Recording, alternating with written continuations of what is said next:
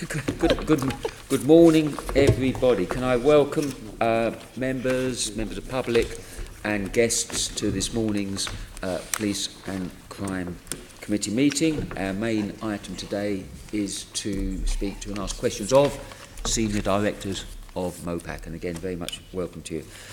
Members of the public may, of course, wish to follow us on Twitter at London Assembly and no doubt take part in the meeting discussion, #Assembly Police, #MOPAC. I'll go through a few items of business. First of all, apologies for absence. Ozzy, what have you got? I've got apologies from Assembly Member Eshelome, for whom Assembly Member McCartney will be substituting, and also apologies from Assembly Member Whittle. Good. Welcome, Jack. Thank you very much. Declarations of interest. Can I ask the committee to note the recommendations on item 2 and as ever declare any other disclosable pecuniary and other interests, please? Thank you very much. Item 3, can I ask the committee to confirm the minutes of the meeting held on the 30th of November to be signed by me as a correct record? Item 4, can I ask the committee to note the complete and ongoing actions arising from previous meetings as listed in the report? Thank you very much. Under delegated authority, can I ask the committee to note the recent action taken by me, consultation, namely to agree a letter to the Mayor regarding security issues arising from Brexit, a copy of which is in Appendix 1. Thank you very much. Good. Right, now we get to the main part of the meeting, item 6, which is our opportunity to scrutinise colleagues around the functions and impact of MOPAC. I understand we've not had this glorious opportunity for some considerable time. It's the first time we've had Chief Operating Officer Rebecca in front of us. I think I got your title correct. So very much welcome this morning. So the first set of questions is under the broad title around operating model, and I'll take the lead question around that. MOPAC has been in operation for 6 years. I know that from my own experiences. First question, Rebecca, as a lead-in, is how has MOPAC changed in its function and work, in essence, since it was first set up? Thank you. Thank you very much for that question. And actually, first, if I may say so, thank you very much for inviting us, for giving us the opportunity to speak, because I think that's a really welcome development by the committee. It's quite properly, actually, that the Mayor and the Deputy Mayor are more commonly the public face held to account by this committee of policing in London. But MOPAC does have quite a significant range of functions, some of which have developed since it was first established. And it's a good opportunity to be able to set those out and introduce my team. So thank you. As you say, we were established 6 years ago. Our statutory functions are extensive and have in some senses developed, but in some senses matured since we were first established. You have a note that summarises those, but I think in some ways they go slightly deeper than your note may suggest. So our principal statutory function is to set and establish a police and crime plan. We've had considerable experience after one mayoralty and now a second mayoralty in terms of content, style and consultation and engagement of that police and crime plan. We've got experience in holding the Met to account, our statutory function, of efficiency and effectiveness, and I think that has matured quite considerably in terms of our oversight model in that area, both in terms of our budgetary oversight, our performance oversight, and the assurance that we take of the metropolitan police systems, and our CFO, Siobhan Peters, may be able to expand on that later. And also our programme management and project management of the issues and risks that the Metropolitan Police, Criminal Justice Partners and MOPAC hold. And our Director of Strategy, Paul Wiley, has done a considerable amount of work on that and will be able to set that out And of course, in the time since we've established MOPAC, I think, has developed its own self-assessment and self-assurance of how we discharge our wide range of statutory functions through our annual governance statement and processes there, which I'm happy to talk about and which Julie can develop. Your note rightly talks about our police and crime plan responsibilities. We also have, and this is an area which has developed significantly over the last 6 years, the ability to commission services and to set grants. We can talk about that in a lot more depth. But in this period of time, we've been able to be much more innovative in the services we commission, and we've been able to access much wider sources of income, both nationally from the Performance Innovation Fund and the Transformation Fund, which I can talk about on a pan-London basis through commissioning with pan-London partners such as the Community Rehabilitation Company, and in our commissioning with and in partnership with local authorities through the London Crime Prevention Fund, whose format under this mayoralty is really quite different and has emerged, that sort of partnership with local authorities, which Dan Hales can talk about. So I think we've really extended in our oversight function. We also convene very significantly, and we have a very significant delivery function and national influencing function, which again I'm able to pick up and talk about in more depth. But our convening role and maturing of our processes of convening the many delivery partners in the police and crime plan has established and developed quite significantly in that time.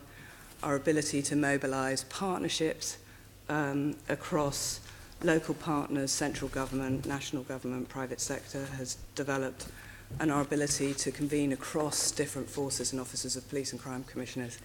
And I think key to being able to do that really has been the team in MOPAC, because you have here a really broad set of professional experience with members here who could maybe talk about their experience from both experience in central government, in local government, in other sectors, in health, professional qualifications, operational experience, local delivery experience. And I think having that multidisciplinary team has been quite important into our development of Stretch and Reach. So that would be my overview, Chair, Rebecca. but very happy to expand on that. Yeah, we will be asking some questions really about how effective that you talked about your commissioning role and scrutinising role and convening role, and we'll ask some questions about how you've described what you are set out to do and what we need to do in the next couple of hours to see how effective that is. Absolutely. Going back to the model and restructuring, how many, I think you're undergoing a restructure at the moment, I read, but how many restructures over a period of time has MOPAC gone through from a sort of a model restructure? There's several, isn't there, I think? So let me clarify, we're not undergoing a whole organisation restructure. You're not, okay. Tell me what you're doing. Some adjustments. So you will recall, and some members, and particularly those who are on the authority, will recall that MOPAC was a creation of a number of different groups of staff, the former MPA staff, a number of the GLA community safety staff, and then when MOPAC was established, we also took on the evidence and insight function that previously had been hosted in the Met and then came into MOPAC as a shared delivery function. So the largest change to MOPAC organisation was in that period of its initial establishment. Since then, looking at the experience of what these really significant new statutory functions require, particularly the weight of public accountability that I think is absolutely appropriate for a city of this size and for policing of this kind of impact and profile, are the skills base that we need on finance, on efficiency and effectiveness, and on value for money, on commissioning, has led to a number of further adjustments to MOPAC's staffing. So we had, on Julie Norgrove's side, there was a restructure process around the audit function, which I think she'd be very happy to talk about. On the finance side, under our CFO, as well as the recruitment of the CFO, we had a recruitment of a small and highly skilled finance team to enable us to discharge our responsibilities in overseeing what is one of the biggest transformation programs in the public sector. And then in addition to that, we looked at both the strategy directorate on Paul's side and the Directorate currently called IOM, under Dan's side, and colleague who's off on maternity leave and other reasons. And we looked and said, are there any pockets of skills there which either need supplementing or adjusting, which would need restructure methodology, not whole organisation restructure, because that can be hugely disruptive when you have such a weight of delivery. And we've looked at where there's pocket adjustments to capacity and capability that would help the better functioning of MOPAC in those areas, particularly in commission services, value for money and effectiveness, in community engagement, and in public accountability. Okay, I'll get on to that. Thank you. I mean, numbers-wise, just to help me on this, what's your FTE at the moment? So FTE at the moment is approximately 118. So we have about 48 in strategy, distributed 50-50 between evidence and insight and other policy and public accountability functions, 28 in IOM, 12 in finance, and 20, mid-20s in audit. Yeah. So comes to, actually, that's approximately 115. Because MOPAC is a distinct organisation. Yes, absolutely. There aren't really many or any comparables. No, it's a very unusual So how has that influenced the way that you've structured? How has that been informed then, if you are quite a distinct, certainly in the GLA and elsewhere in the country, if you look at other commissioners' offices, it's a distinct organisation, isn't it? Yes, absolutely, set up with a statutory function clearly set out in actually a number of pieces of legislation, not just... Okay. You've talked about the structure and about the lead, and we hear from obviously lead directors as we progress with talking about effectiveness. But you met a couple of things that interest me particularly is around engagement. So I'll drill down on a couple of types of the organisation. Engagement is a really important part. You're delivering the Mayor's priorities around the plan, and you're looking at supporting the boroughs out there. I sense there's been a change in the engagement grouping, and the feedback that I and other colleagues have got around the boroughs is that there appears to be less visibility of MOPAC out in the boroughs to support the boroughs. Would you agree with that, or? I'll turn to my two colleagues here to left, but no, and essentially I'd say it's a different model of engagement, but a perhaps more multi-layered and developed model of engagement. Perhaps Paul Wiley. Paul, do you want to tell us, because there's a feeling that there's less support out there.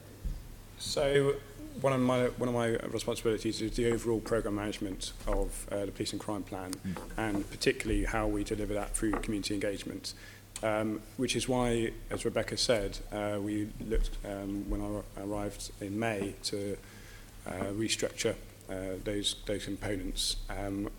The community engagement team is part of that restructure, and we also recognised that we could do more proactively in terms of identifying those kind of key strategic stakeholders that we need to be briefing much more often.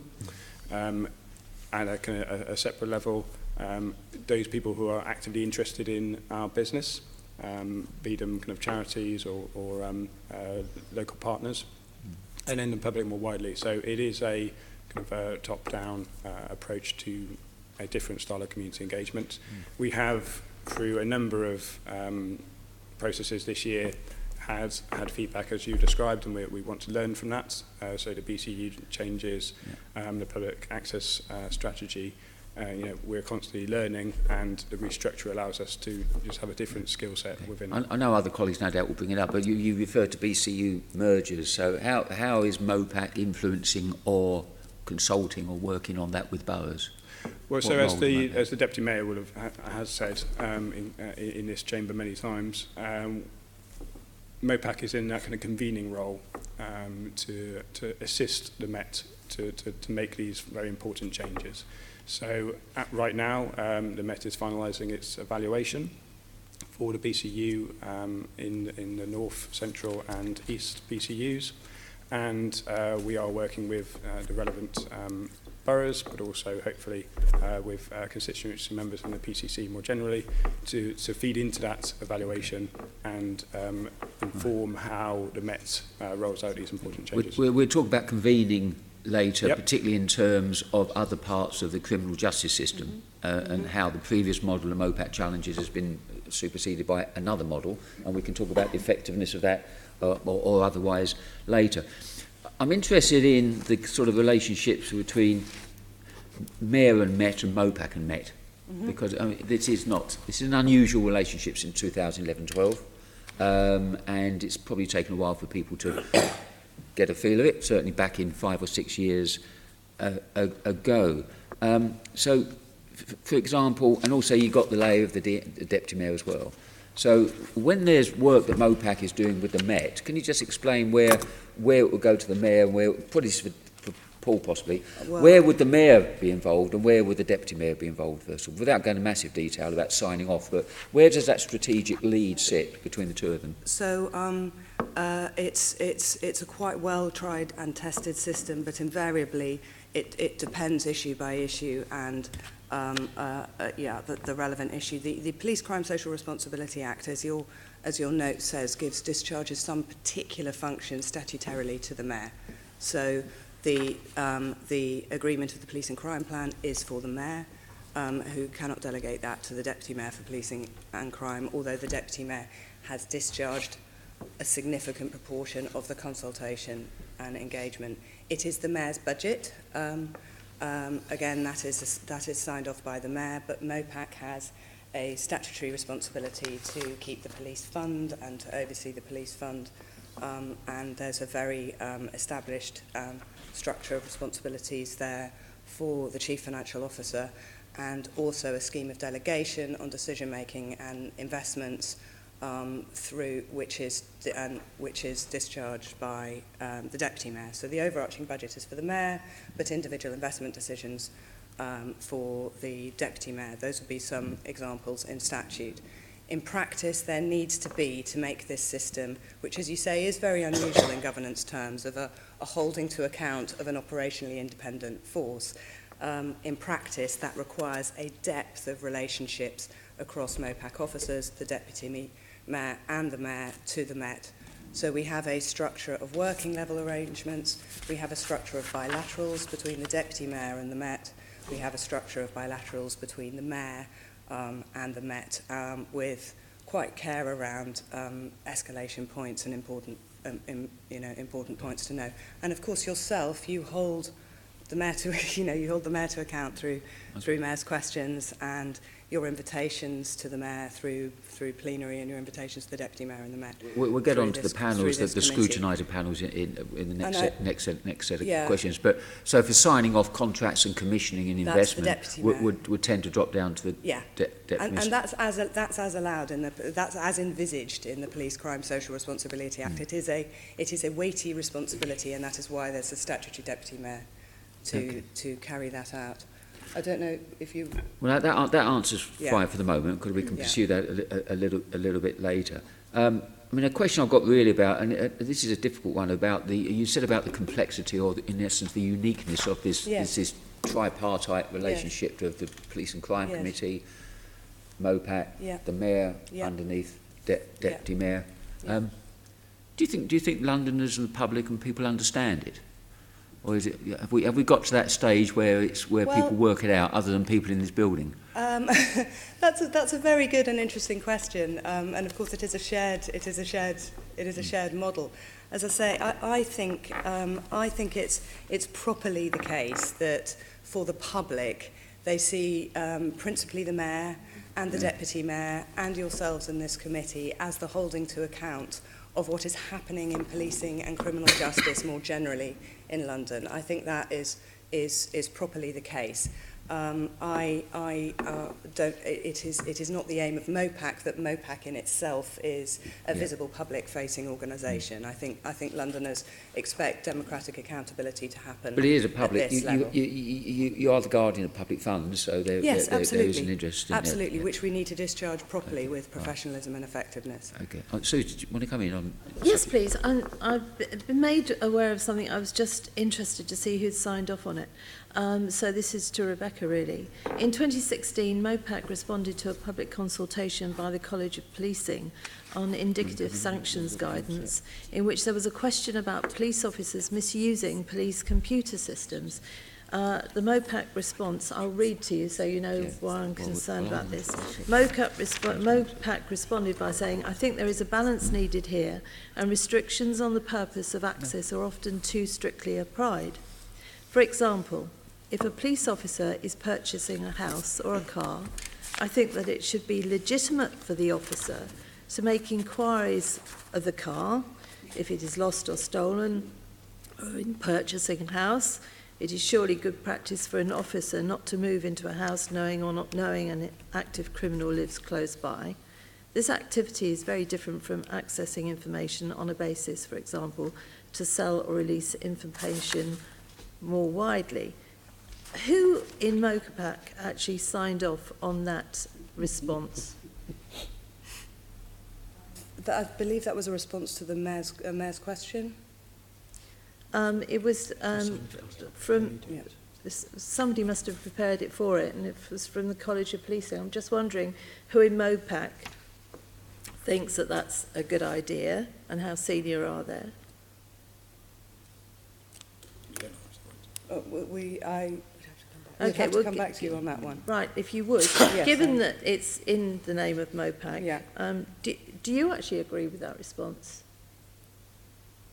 I think it's important to have some more background. That this is Well, not no, something- I've read you the response. Do you actually, you're in charge, do you actually agree with that response? Do you think police officers should be able to just access information from their computers in that way for personal use? So, as described and selected in that way, it's difficult without the wider context of the whole document in front of us, but as described in that way, that will be a description of Met policy which had been overseen by MOPAC. Clearly, we wouldn't endorse any inappropriate use Okay, of police information. You haven't and been, there's this quite- hasn't been brought to your attention before. I'm not aware of that document, and I'd like to go.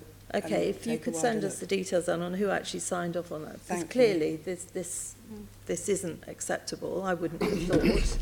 But if you think it is acceptable, I think we should know that you think that that would be acceptable. Yes, I'm gladly take that away and look at the full context. That would be. Good, and very write helpful. to us Yes. accordingly, and that will be fine. Len, do you want to come in?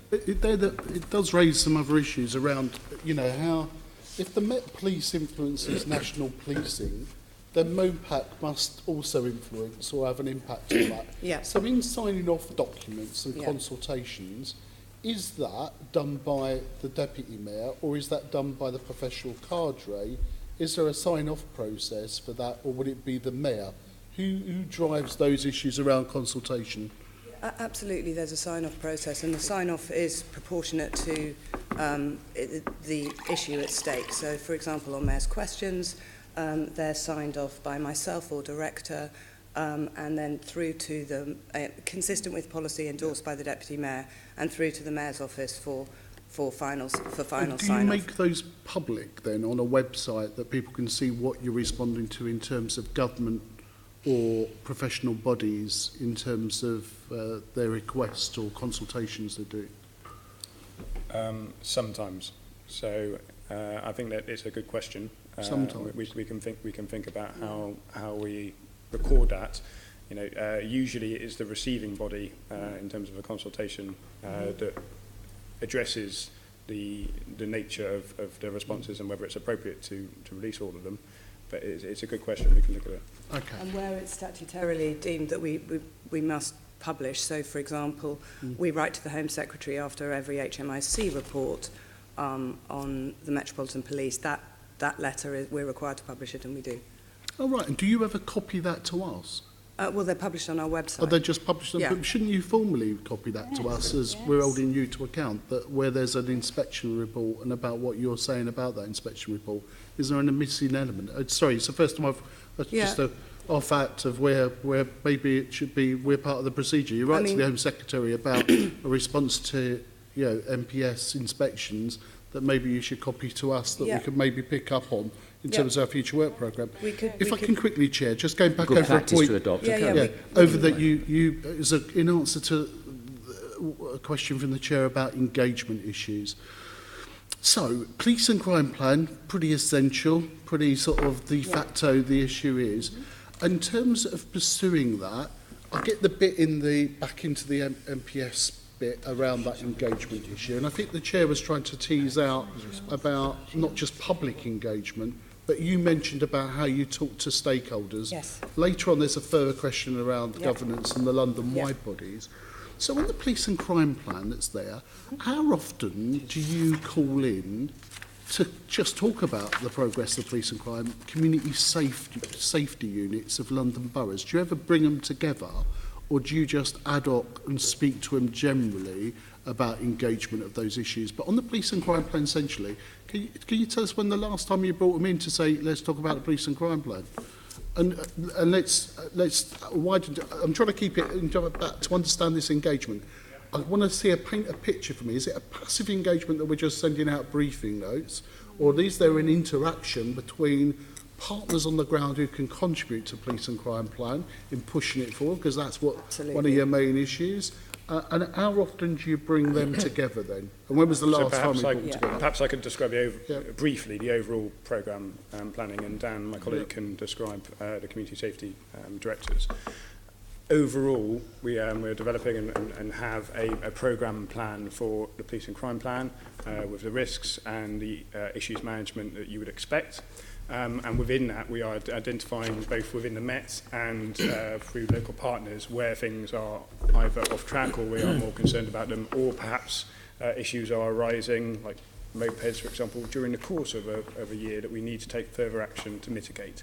So there's an escalation criteria for that, and we would proactively identify that actually mopeds, for example, is an issue. We need to convene the community safety directorates, and there's an established process for that on a routine basis, but also on a bespoke issues management basis.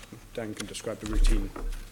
Yeah, I think so. It's probably multi-layered, I would say. It's the London Crime Reduction Board obviously has a lot of partners around that table, from local authority, criminal justice. All of the partners need to mobilise and implement that delivery. And that's on a regular basis on subgroups that reflect the elements of police and crime plan we need to deliver.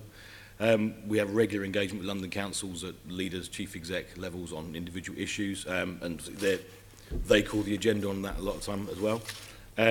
We regularly attend the London Head of Community Safety LHOC's meeting, and again that's kind of a two-way process where they ask us to update on certain issues, but we can also take issues there as well. We also provide a sort of single point of contact function for the community safety teams out there, so making sure that they've all got a MOPAC officer allocated to them so they can go to and from. And so I've been on the other side of this previously in the borough as a head of community safety, so I'm aware of how that sort of functions and works. And I think different boroughs want and need different levels of engagement as well, which is understandable.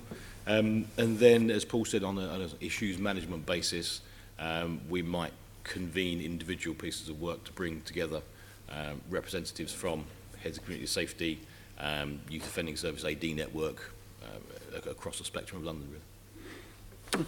Okay. Chair, maybe we could ask for some more information about some of those agenda items. I'm just trying to get a flavour about how do we try and pull all those levers in terms of the police and crime plan, but it could equally apply to the VORG strategy about how you're engaging with those other partners outside the MPS in terms of delivering that strategy. So, I'd just like to a bit more of that. I mean, that would be helpful, because from our own work in our boroughs, clearly when we speak to people, they talk about working with MOPAC around this issue and that issue, and that's a kind of given. But what we're trying to understand is how that structure is. So if you can write to us with perhaps in a tabular form or in a detailed briefing, if we can. Andrew, did you want to come in? There's a couple of questions I was going to ask later, but I think they fit in now. Yeah. One's following on Susan Hall's point, the substance rather than the process. London Policing Ethics Panel, set up last year. How many times has it met? So the new ethics panel was constituted. We conducted interviews in the middle of, in summer 2017. It has held, 3 meetings so far. I believe it last met last week. It was an open recruitment process, again, highly transparent, the first open recruitment process for the ethics panel.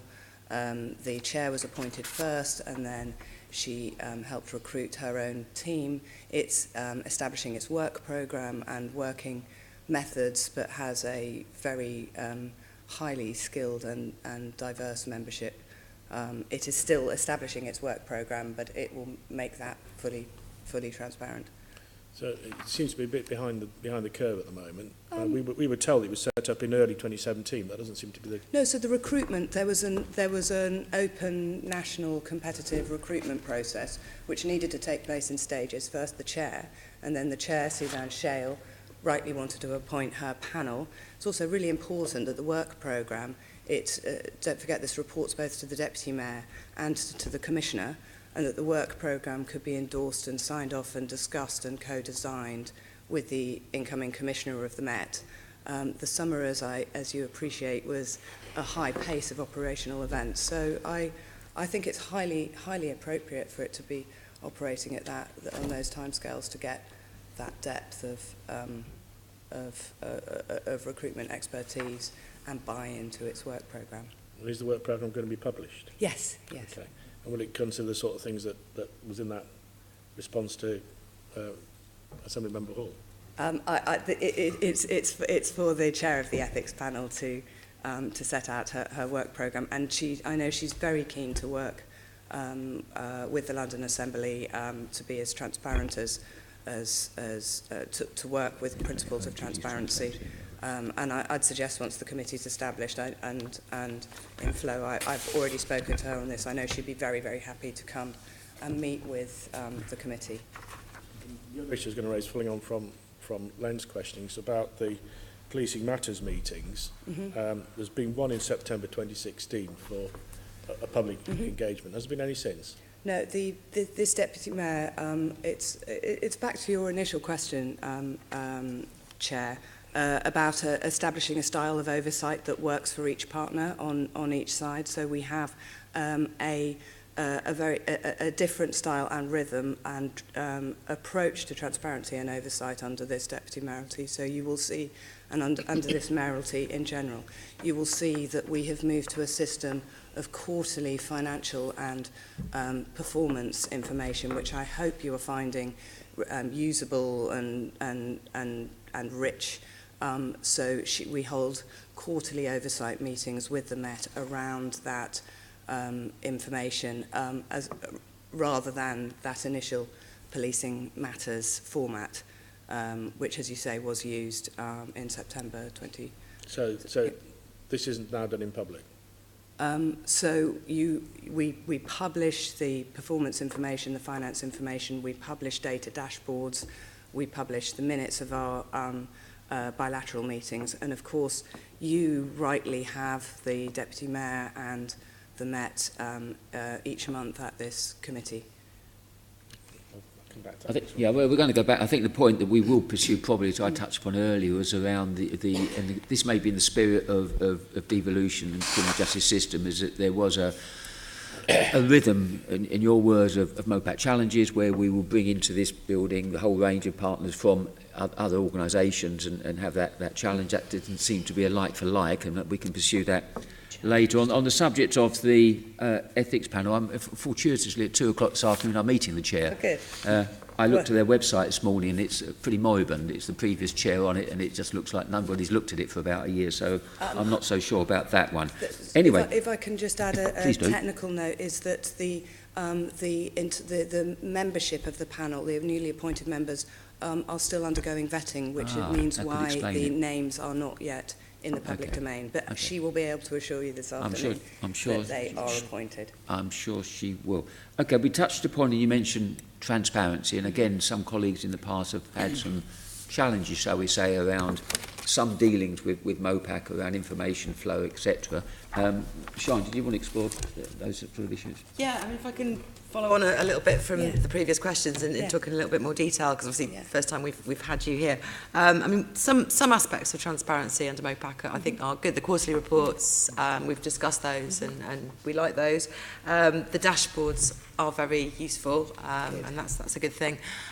In terms of the kind of, I mean, that's sort of public information, and I think there is a bit of a loss now because of the public meetings have been scaled back. But as you rightly say, we have public meetings and we have a job of scrutiny here. And the things we're interested in are things like the minutes of meetings, you know, the details of decisions, and those are things we've had problems with in the past. And there are still some problems on the website that I've identified this week.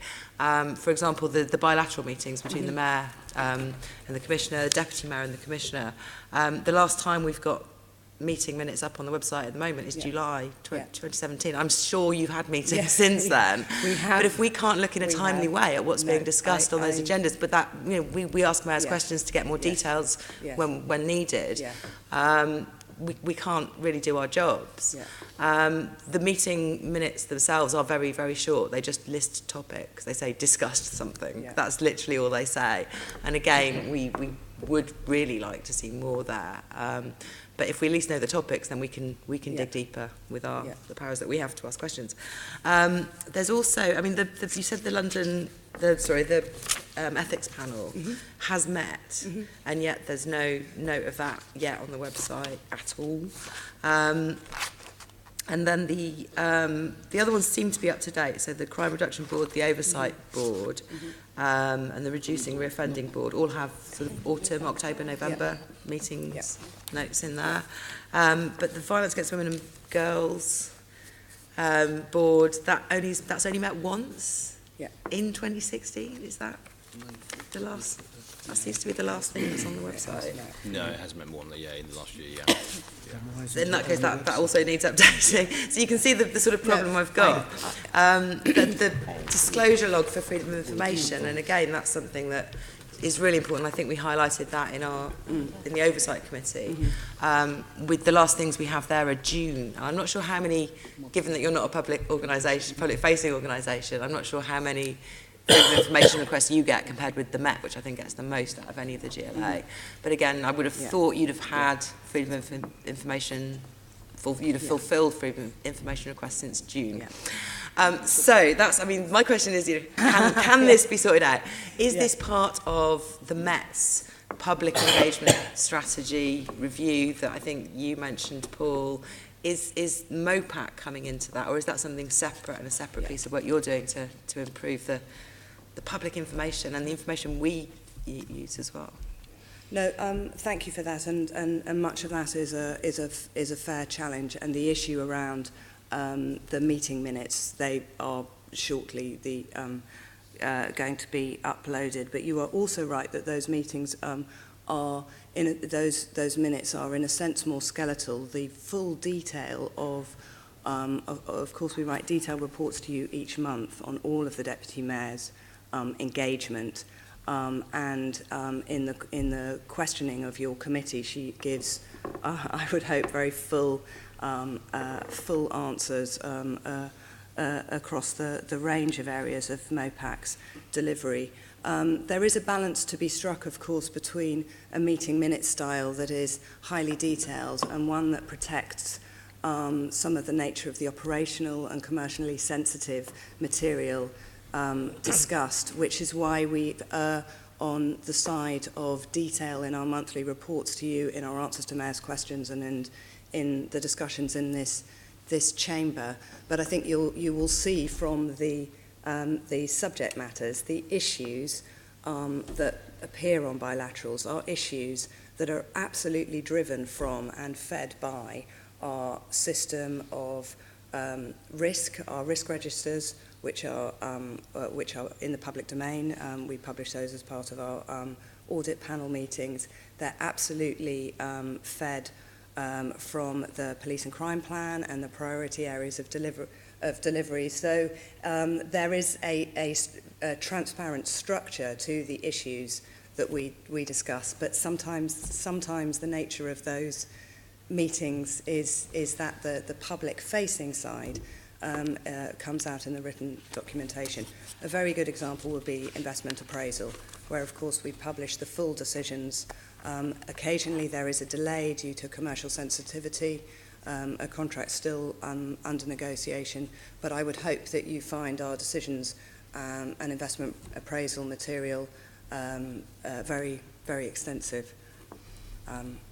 Yeah, the decision reports are as we'd expect them to be. But I think it's more the timeliness of, if you're discussing a topic and it's a topic that we've been interested in, we can Yeah. then ask for more detail Yeah. if we know it's been Yeah. discussed. But if we don't know till That's- 6 months later. That's a very, very fair challenge. But I would assure you that the themes in those bilaterals are ones that also appear in our monthly reporting to you. But it is a fair challenge, and I will improve the timeliness of that. Yeah. And my question about the public engagement strategy. So I can take that. Short answer is no. The public engagement strategy is primarily concerned with how the Met informs, engages, empowers communities. But what we are doing, as all public sector organisations are, is putting much more emphasis on GDPR compliance ahead of May. And so this is one of those issues which we'll be focusing on right now. Okay, thank you very much. So sort of following on from that, really, to you, Paul, given the amount of sort of admin there is to do and the amount of putting things out, why is it that MOPAC has its own secretariat and doesn't share these things like other people do within the GLA? So MOPAC is an organisation in and of itself. It is a statutory organisation. I think it's fair to say that we work very closely with the rest of the GLA, and it's not a case of duplication. If you can appreciate that, Mayor's questions, for example, this month alone we've had 7 oral MQs, and so we have a substantial secretariat in order to feed that machine. We have the same number broadly as Transport for London, for example, which is of course a much bigger organisation. We work with the Met, so the Met has its own secretariat to assist with the operational questions, but largely we want to ensure that we are allowing the Met to deliver, and we are, where we can, responding on behalf of MOPAC and the Mayor directly. That doesn't just relate to Mayor's questions, though. We're talking about organising meetings, the transparency webcasts, or all of those things, the infrastructure we already have within the GLA. Potentially you could save by sharing that. So I gave Mayor's questions as an example, but the GLA, as a wider body, has of course its own secretariats and its own policy departments who each have a secretariat function for administering that. So I don't think it's a case that we have anything that's different from what you would recognise in the rest of the GLA.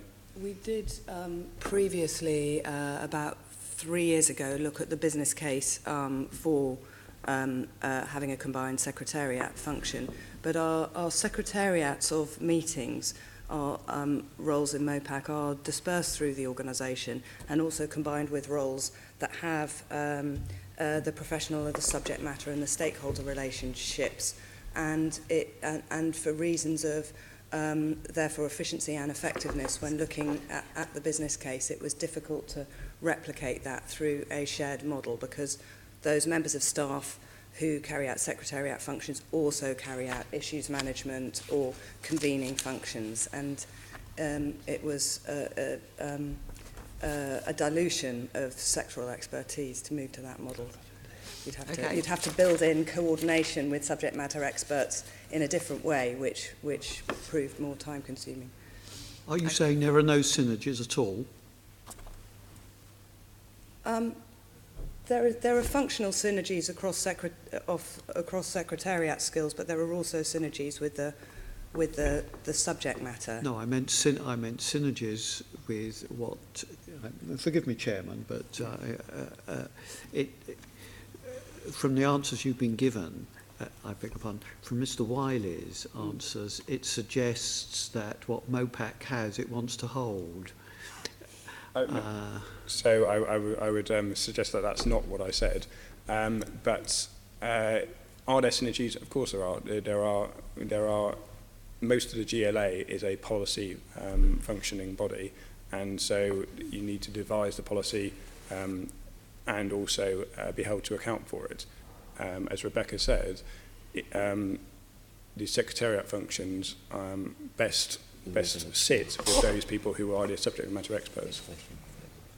We were going to explore this point next but question. many of us, I'm sure that Len will remember, over the years we had these sort of arguments about every other bit. TfL said, no, we can't possibly share anything because we've got all the experts.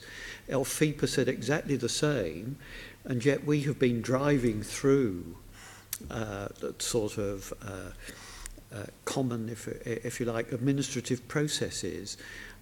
So we doesn't have appear to be happening with you. No, absolutely not. We have a very extensive programme of shared services. So our HR services are provided by the GLA, our finance services are provided by the Met, our IT services are provided by the GLA, our media and communications services are provided by the GLA communications team.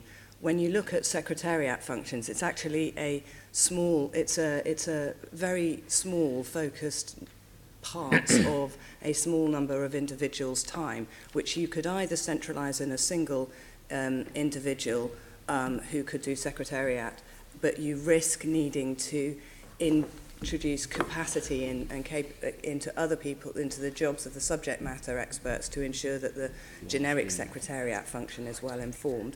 Or you can bed out Secretariat functions within individual subject matter expert roles for the volume of staff time and the level of staff time. When you compare like with like, we've deemed it's a more efficient and effective model to have secretariats for particular meetings bedded out within the subject matter experts. So for example, MOPAC has convened meetings, taken issues management, hostile vehicle mitigation on bridges in London after the attacks. We have capacity and skill that's vetted skills on counter-terrorism with trusted relationships with counter-terrorist security advisors and with a range of local authority partners. The member of staff who drives the policy on that area can also secretariat the meeting. And I would say that that's a more effective model than there be a clustered secretariat who would potentially be really buffeted in many directions and difficult to manage their workflow unless it's bedded out within the issues management and subject management system that Paul describes. But as I say, this is a small capacity compared to the much larger areas of spend on the shared services that we have on IT, on finance, on HR, and facilities is the other, of course, which is shared. I mean, thank you, Tony. I think the question flows from, MOPAC was physically moved to this building, you remember, from across the way, with an aspiration that to site it all under one roof and to look at sharing resources. And kind of the simplistic question around this is there other parts of this building or the GLA that could, and I don't really expect a simplistic answer to this, that could actually deliver the functions and do the work that you're doing, particularly in mind of the budgetary savings. Absolutely. Always horizon scanning for opportunities to share and make efficiencies and increase effectiveness. It's just the conclusion in all of those, looking at those different areas, does not always naturally lead you to a shared solution. In this case on Secretariat, which, as I say, is a relatively small amount of spend, you could view it either as a specialist skill set or a skill set bedded with subject matter experts. We've taken that the latter view would be more effective in our context, with our information requirements, our security requirements, and our complex web of stakeholder relationships. We understand that. I mean, they're splitting out the specialism of the expertise with more administrative secretariat pieces of work that this building's full of very good people that may be able to do it. Anyway, we've explored that enough. Caroline, you wanted to come in, sorry. You finished yours, Sean? Yes. I wanted to pick up, because you said at the beginning that you feel the weight of public accountability, which is a great phrase, but that does not reflect my impression at all of MOPAC. And I think too often it has come across that the Assembly is a forgotten, it's an add-on, it's selective what you do choose to share with us, what you don't. Last minute, the Deputy Mayor will meet you about this consultation when we've been criticising it. So, what are you doing to review how you engage with the Assembly as a whole, as well as perhaps constituency Assembly members, in order that, we can feed to you casework and get timely responses? When we ring up with an inquiry, who's in charge of your estate sell-off? We can't find out. We'll call after call, trying to find out. Really basic things. We find it impossible to sort of get through your barriers. So what are you doing to address that, given you've been in existence now 6 years?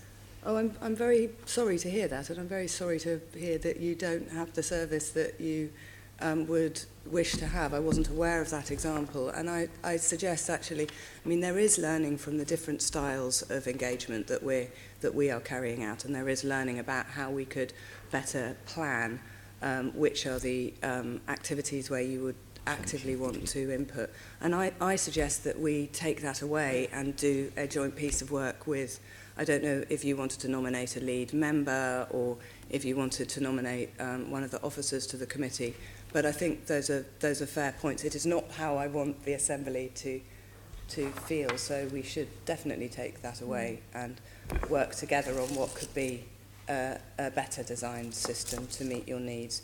As I say, we put a lot of work into our monthly reports, our quarterly reportings, our dashboards, our mayor's questions and our correspondence from you. But if it's not working for you, I have huge numbers of staff at the moment working on priority order MQs for the Assembly and this committee. And if that effort is not yielding the returns that you would like, and there are better ways of doing things, I think you make some very valid points, and so do you, Deputy Chair, and I'm very happy to take that away. If you wanted to nominate a lead or a working method, I think that would be really constructive. I think it's also, as Joanne mentions to me, that how the Met treat Assembly members as compared to how they treat MPs, particularly if you've got a constituency. I understand that. And also if there's an area, I mean, I used to, it's very different. I was on the MPA or on the Fire Authority, something happening perhaps where I live, they might sort of give me for that area just so I was aware. But sometimes, I know, Joanne, you've mentioned to me before you've had issues and you've not been briefed on it at all. So I think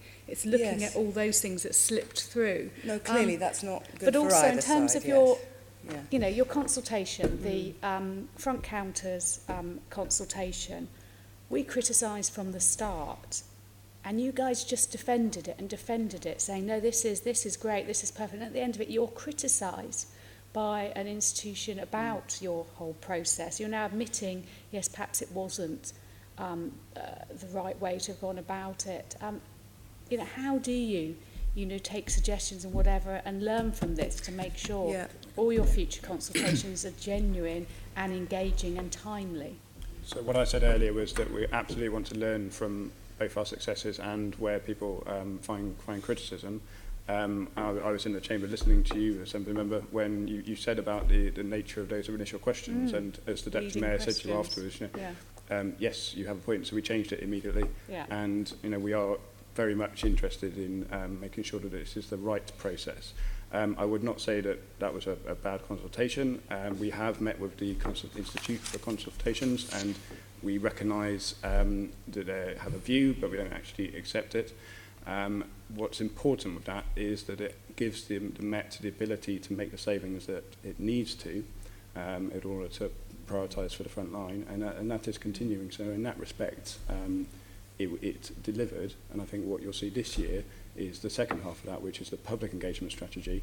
Very, very keen to work with the Assembly as to how your views can be fed into that in an early stage, and more generally on a process point of view. Like I said, we're interested in learning.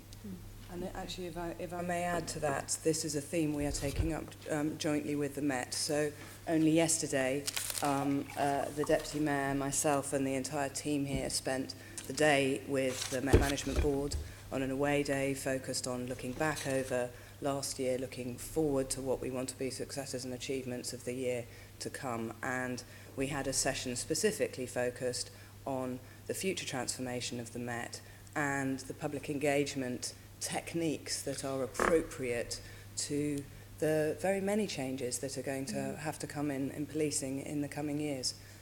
So it's absolutely a live area of focus. We took to the Met examples of engagement from a wide number of other public services and other parts of policing in a presentation led by Siobhan to get active discussion between ourselves and the Met. So I can assure you there's a continuous learning journey on engagement with the public on this. So your points are timely, very well made and very welcome. Thank you.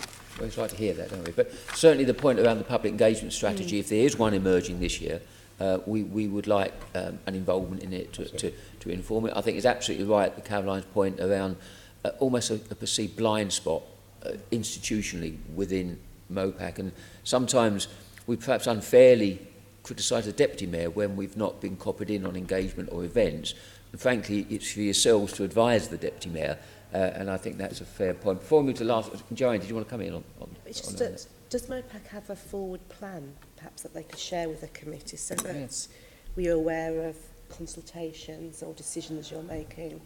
So I think this is exactly what we should. I think this is a very rich and valuable discussion. I think we need to set up a system that can meet your needs of visibility and engagement. There's got to be a better interaction, I think, because you sense quite a criticism of MOPAC, and by extension the Deputy Mayor's interaction with the Police and Crime Committee that's gone over a period of years and needs to change. Andrew, and then... Just following up what Caroline and Joe has been saying, I mean, having been an MP and now an AM, I can see the difference. You can see the difference, significant difference. Yeah. It was much, much more accessible than as an MP, even though technically MPs, none of this is answerable to an MP, which is rather peculiar.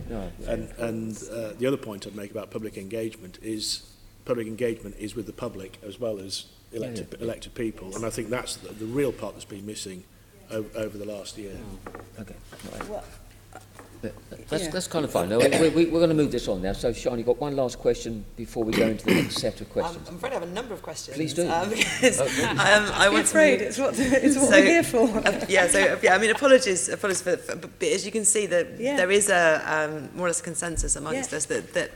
And that's the reason we get down to these questions of, shouldn't you be more within the GLA? Because you feel so much like an outside organisation, and it is quite hard to find out the right person to talk to. That's why we end up asking those kinds of questions. And the more we can talk about, I think it's a good offer that we can discuss with you, a new strategy. I think that'd be really good. So I want to move on to Julie and audit, if that's okay. Can I ask, I mean, you're from the Directorate of Audit, Risk and Assurance, but you are part of MOPAC. I am. And you carry out audit functions within MOPAC, and you're looking at things like value for money and things like that, but also governance. And risk and issues like that. So can you tell us what's your assessment of governance within MOPAC and where improvements might be needed at the moment? I can, thank you. And actually, I published an annual report last year, which was in June and July. And if I just build on what is actually in the public domain and where I think we are now, and just noting that there will be another annual report, which will be published in June of this year, which will give my assessment following this year. So we're part way through. I would just caveat what I'm saying on that basis. But looking back at what was reported last July, I did note that at that point in time, the governance control environment had continued to improve, but was not yet fully effective. But within that opinion was very clear that I felt there were actually robust plans in place to improve the effectiveness of governance and risk management in particular. And the Audit Committee has overseen the plans that were put in place to secure those improvements. And in fact, there was a report that went in December on the latest position, and they themselves noted the level of improvement, which I would hope to reflect in my annual report in July. Having said that, I still have some reviews to complete in the next 4 months, which will inform my opinion, but it's very much an improving picture. We are seeing that governance is becoming more embedded, that risk management is becoming more effective, and I think in particular the integration of the Met's business plan with the PCP was, for me, a significant development that I was looking for this year that we hadn't seen before, and in terms of governance was a real major move forward, both for the Met actually and for MOPAC. So I would be hoping to reflect the improvements. Chair, if I may, we've put a huge focus on this, and this has been a huge part of the work of Siobhan, our CFO, in terms of maturing and building our governance and risk management structures. And I take great assurance from Julie's opinion and from that. But you may want to hear about what we've actually built and how that works. Yes, I mean, the three risks that I've got down here in the last report, I think MOPAC writes the risk management report and it goes to you, is that right? The risk management report actually goes to the audit panel for update. Okay, we'll get to the audit panel in a moment. It's something I would use to inform my review activity. Okay, because we have the three risks. So first of all, attracting adequate funding. That's within MOPAC, presumably. Addressing vulnerability effectively and fulfilling duties under the Equalities Act. And we have some of the people here who are the responsible owners of those risks. So I don't know if we can run through what's being done about that. Do you want to talk through our risk framework? So we've done a lot we were asked to look at and align our risks with the Met. So we've been through a process this year to really understand not just the chance that something might happen, but a formal approach to risk management and to go more in depth with that. And we've looked at alignment, and those three risks are reflected very clearly, not quite in the same words, but very clearly within the Met's own risk register. So the Met's top risks are around their financial sustainability, are around safeguarding vulnerable people, and around fairness and inclusion in what they do. So what we've done is to think very hard about what is MOPAC's role, though. So we don't have exactly the same risks. Our roles are different. It's really important that our risk register, our approach to risk, picks up on what is our role in that. On the finances in particular, on attracting funding and securing effective use of funding, because our risk has both components in it. So it's important that we are carrying out our role in making the case for Met funding, and the Mayor is very active in that, and we provide him with the support to make the case for additional funding. But it's also important that we're securing the effective and efficient use of funding in the Met. So it's both sides. That the Met has adequate resources means that we've attracted the resource and we've also overseen effectiveness and efficiency. So a lot of our work has been focused on how are we doing, I guess, supporting both sides of that coin. What controls have we got in, what mitigating actions, and where do we need to go with that in the future? So I can talk in even more depth on that, but in terms of the approach, that's what we've looked at. In terms of vulnerability, it's that the Met clearly have the operational role on that, but it's important that we, MOPAC, think about what is our role given that we have the convening across the wider criminal justice system, and that we perhaps root our understanding of our risk on that more clearly in the system-wide issues and what our role is in the system-wide issues. So we have the child protection oversight of the Met, but we also have roles through the LCRB and through the work that Paul and Dan do, other levers we can pull. And so our understanding of our key risks needs to be framed in terms of what do we control, what levers can we pull, what should we be trying to address. And so this is definitely an emerging and maturing framework. I wouldn't say after 6 months that this is fully fledged and all singing or dancing, but this is about the process of really being very rigorous about understanding what's MOPAC's role in this system above and beyond what do the Met go out and do. That sounds really positive, actually, to go, let's say, beyond what the Met actually do on a day-to-day basis, and not just sort of overseeing that or keeping an eye on that or being led by what they're doing, but looking at it in a wider piece. Does that include things like, the new public health approach to violence that the Mayor and the Commissioner have both been talking about recently? So it does, and again, it comes back to thinking about what are our different roles in that. So there's not a specific risk. The risk register is more thematic than that, but I would agree that comes out absolutely of the key themes that we've got, including putting safeguarding, vulnerability, and responding to issues, which is another one of our key risks there in the risk register. Obviously, in terms of driving the response, and the Met and the Deputy Mayor and the Commissioner were just together yesterday talking about that public health approach and what we can do. And thinking about perhaps going up to Glasgow to learn to really scrutinise it in more depth.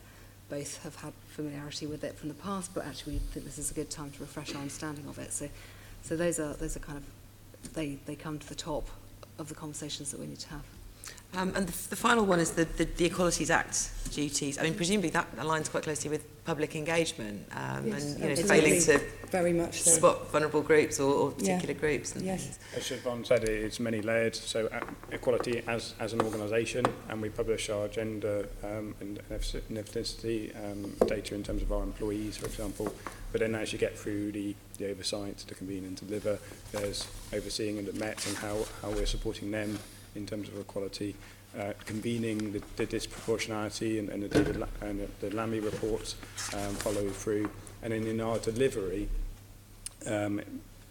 equality impact assessments for our what we're delivering ourselves, as well as when we're commissioning, making sure that that's built in from the start to ensure that we're not convening any of the Equality Act provisions. So we put it as a risk because we felt that it remains an issue that has not been resolved, but we're confident in the mitigating actions that we have. Okay, thank you. I mean, just to go over the the public access strategy again. I mean, that's one of the criticisms we had. It was done in maybe too much of a rush, and therefore some vulnerable groups might not have been able to feed back in to that, and maybe that's so. Hopefully, you're going to be looking at all of those type things. That has been the subject of a few pre-action protocol letters. But what we are very confident in our response is that both there was a draft equality impact assessment between us and the Met and a final one, and throughout the consultation process we specifically went to see several of the protected characteristics representative groups. Okay, thank you. Can I go back to Julie and ask about the independent audit panel? Can you tell us more about that and how independent it is? It's truly independent. Very independent. So again, it was a competitive recruitment process, an open recruitment, and so we went out to the market and recruited the independent chair, who is Suzanne McCarthy, and she then was involved, similar to the ethics panel, in the recruitment of the panel members themselves, who are Rashad Aladdin, who some of you may know from previous police authority days, is now on the panel. Graham Gordon, who's got a lot of experience around strategy and policy, and Mike Adams. So they were all independently appointed, and there was an independent process throughout. So they are all independent. And as attenders of the panel, we can testify it is very rigorous and independent in its approach and its style. Yes. Can you give any examples of where it's given an effective challenge in recent time? I think in particular, one of the challenges that we did set for the panel at the beginning of the year was around the governance and risk management process. I think one of the points I made in delivering my annual report was that I was very pleased with the level of the plans that we had in place, but we really needed to make sure that those plans were translated into action, and that is something that the panel have taken very, very seriously and have really gone into some in-depth analysis looking at what actions have been taken to be assured that we are going to get to where we need to. And I think that challenge has really been effective and has led to, I'm sure our colleagues were going to do it anyway, but to the Met and MOPAC going back and giving further assurance around what progress is being made throughout the year. So not just having a plan, making sure that it works, and I think they've really delivered on that. Siobhan could probably vouch for being on the receiving end of that. But I think they have a very, very appropriate and sharp focus on what exactly are you going to do and by when are you going to do it. And if you told us last time you were going to have done it by September and it's October now, why can't we see that you've done it? So it's providing an appropriate degree of rigour and challenge, and no, you are going to be back here in 3 months explaining it, so do get on with it in terms of the kind of governance and risk management process improvements that we've been making. I think it's been really helpful. Okay, Joanne, do you want to come in? Yeah, your risk register is, for obvious reasons, restricted. I'm just wondering how we can be assured that, I know, Julie, when you read your opening statement, talked about parts of your report being in the public domain. Some will obviously not be.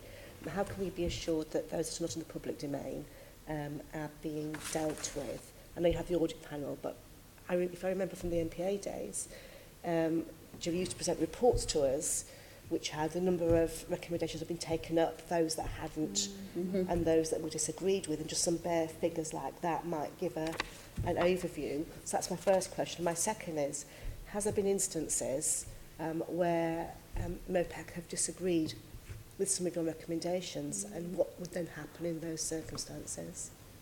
So all the overview of my activity, that is actually published on the website. So each quarter I will provide a summary of the reviews that we've concluded, and within that I like to focus on what I feel is working well, where the areas of improvement are, and what actions I've agreed with management to take that forward. So that is reported each quarter. My annual report will then show how much those actions have been implemented and what action is being taken. So again, that is in the public domain, so that is accessible. In response to your question around has MOPAC disagreed, absolutely not. I mean, I think the level of engagement is high. That's not to say that we don't have very useful conversations around what is the appropriate response to audit recommendation, because I think that's really important, and it is something I encourage both within MOPAC and the MPS, that we do have that level of discussion, because I really want people to understand why we think an area needs to improve. But no, we've not found ourselves in a position where we've disagreed. If we did, then I would take that to the audit committee, and it would be something that the audit chair would raise. And actually, if we couldn't reach any further agreement, we can raise that personally with the Commissioner and the Deputy Mayor, as indeed I can. I meet with the Deputy Mayor every 6 weeks. We have a one-to-one where I advise her on the issues arising from my review activity, and I have several avenues that I could pursue should I need to, but I've not had to. If I could add from my perspective, I mean, it is a privilege to work with Dara. Julie is, after all, a national police audit lead. She has a national leadership role there because of her professional experience. And she's right in line with best practice for audit. The idea when we come together is to really understand her recommendations and to be in a place where I would never want them to be disputed. From my own professional background, I always welcome the challenge of audit. It's an insight, it's a mirror into your own organisation, an example of where we've had good discussions around improvement is exactly in the priority area, has been in this governance and risk framework, which is so fundamental to the relationship between ourselves and the Met and the wider impact and Londoners. So to have her professional input validated by the audit panel, reflected back into MOPAC's annual governance statement and then discharged by the CFO is very much the way that we want to work. You know, welcome audit recommendations. That's the role of audit. Okay, thank you for that. We spent some good time on the model, which I think which is helpful to understand that. We're now going to turn to some questions really around the effectiveness of said model. Andrew, you want to lead on this? Yeah, on scrutiny, yes. Can I just start with the Oversight Board? Last Oversight Board, we had a list of the things that were looked at, including the quarterly performance report, the budget, the borough mergers. But there's no indication on the notes of the meeting what outcomes there were from that meeting or any actions to follow. Why is that? So I think perhaps the key there is, again, to locate the role of the Oversight Board within the wider governance and risk management architecture. So you would expect the outcomes of the Oversight Board, so the issues that are there, finance and performance, a quarterly look on the issues that are emerging from that data. BCU was, through issues management and risk identification, was identified as an issue. The way that formulates back then is into your risk management strategy and your mitigating actions there as part of that framework. I might, before you go on, the question is, were there actions or outcomes from that meeting? And if so, are they recorded? Yeah. I think it might be helpful to look at the way, because it is a new format, a new approach that aligns with the quarterly reporting pack that we've got. So we did this for the first time in August and the second time in November. So we have the quarterly performance and finance update report, and a large bulk, the large majority of the topic of the meeting really takes this pack and is almost a page turn and highlights key issues that are coming out of the different sections of the performance report, including through to the victims' satisfaction, complaints, workforce, finance, capital, revenue, finances. It's a discussion that takes us through the draft of that pack, and the pack is then published and comes to the committee. We also had a conversation about the Met's draft budget submission. The discussion of that is reflected in the final budget submission to the committee. So it's not a board which agreed a great number of operational, it's not an operational actions meeting. It looks at the performance and finance material that has been brought together. It identifies the key issues from it, and those key issues are then reflected into the material that is published and comes on to the committee. that sounds to me rather a laborious thing. I mean, what I don't get is why, if you have a meeting, what comes out of that meeting isn't recorded as part of those meeting's notes. That would be the normal way of doing anything, in my experience of doing politics for 36 years now. You have a meeting, you have the notes of the meeting, you have the action points that come from it. And the risk is, if something isn't recorded as part of those notes, it somehow disappears in the wash, and I'll come to an example of that in a minute. So why isn't, are there two sets of books, or is it just not recorded? There's one set of books, and it's the published report that comes out of the meeting. So we don't know directly what actions and outcomes that come from that meeting. I think we've got a different perspective. I think the product of the meeting is something that we publish and give to you, and so that's how currently we see it and approach it. Perhaps this is another one, perhaps, for our longer discussion on working methods, but the meeting at the moment is set up to ensure that this performance and finance information is brought together in a holistic way once a quarter, looked at together, and can then be published on to you. Well, let's take the BCU Pathfinders one, for example. That's a nice self-contained thing.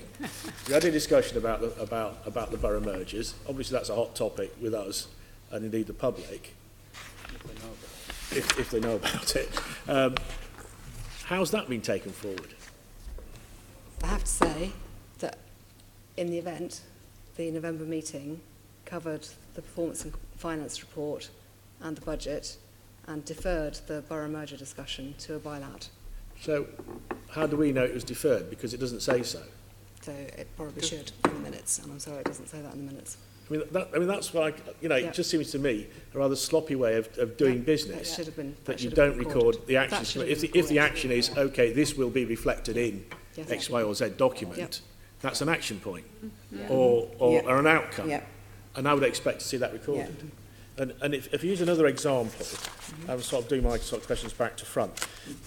In February last year, we were looking at the Tower Hamlets affair.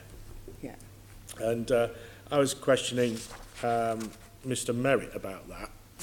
And I was asking about whether or not MOPAC had interrogated the response from the Met about this. And I'll come to the detail later on. And what the question I asked was, do you know about this? He was unable to answer it. He said he wasn't involved. And then later on, MOPAC was unable to confirm whether the information provided by the Met was interrogated or not. Now, that seems to me to mean either it wasn't, in which case that should have been recorded as, OK, we accept what the Met says, or it was, and there was no record kept.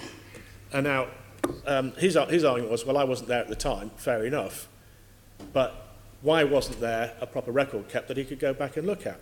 This questions, to my mind, the extent to which MOPAC is properly recording its relationships with the Met and indeed other organisations. No, I hear what you say, and I take that point. Of course, subsequent to that, there was the work of your committee, and then the HMIC. I'm using that as an example of record keeping. I grew up as a lawyer, and I was trained to write down everything. Immediately after a meeting, make an attendance note of who said what to whom. Immediately after a phone call, make a note of who said what to whom. Then you've got a record. And then if you have to look it up a year later, you know who said what to whom. I need to date it. And sign and date it, yeah, exactly, and the time as well. So this comes back to, discussions with the Met, are proper records kept of these? So we... no, it's a fair point, and there is an issue about, there's a difference between meetings, as I said earlier, where you may have commercially confidential, such as our investment advisory board, commercially confidential discussions or operationally confidential discussions, which are going to lead to a product which properly will be in the public domain.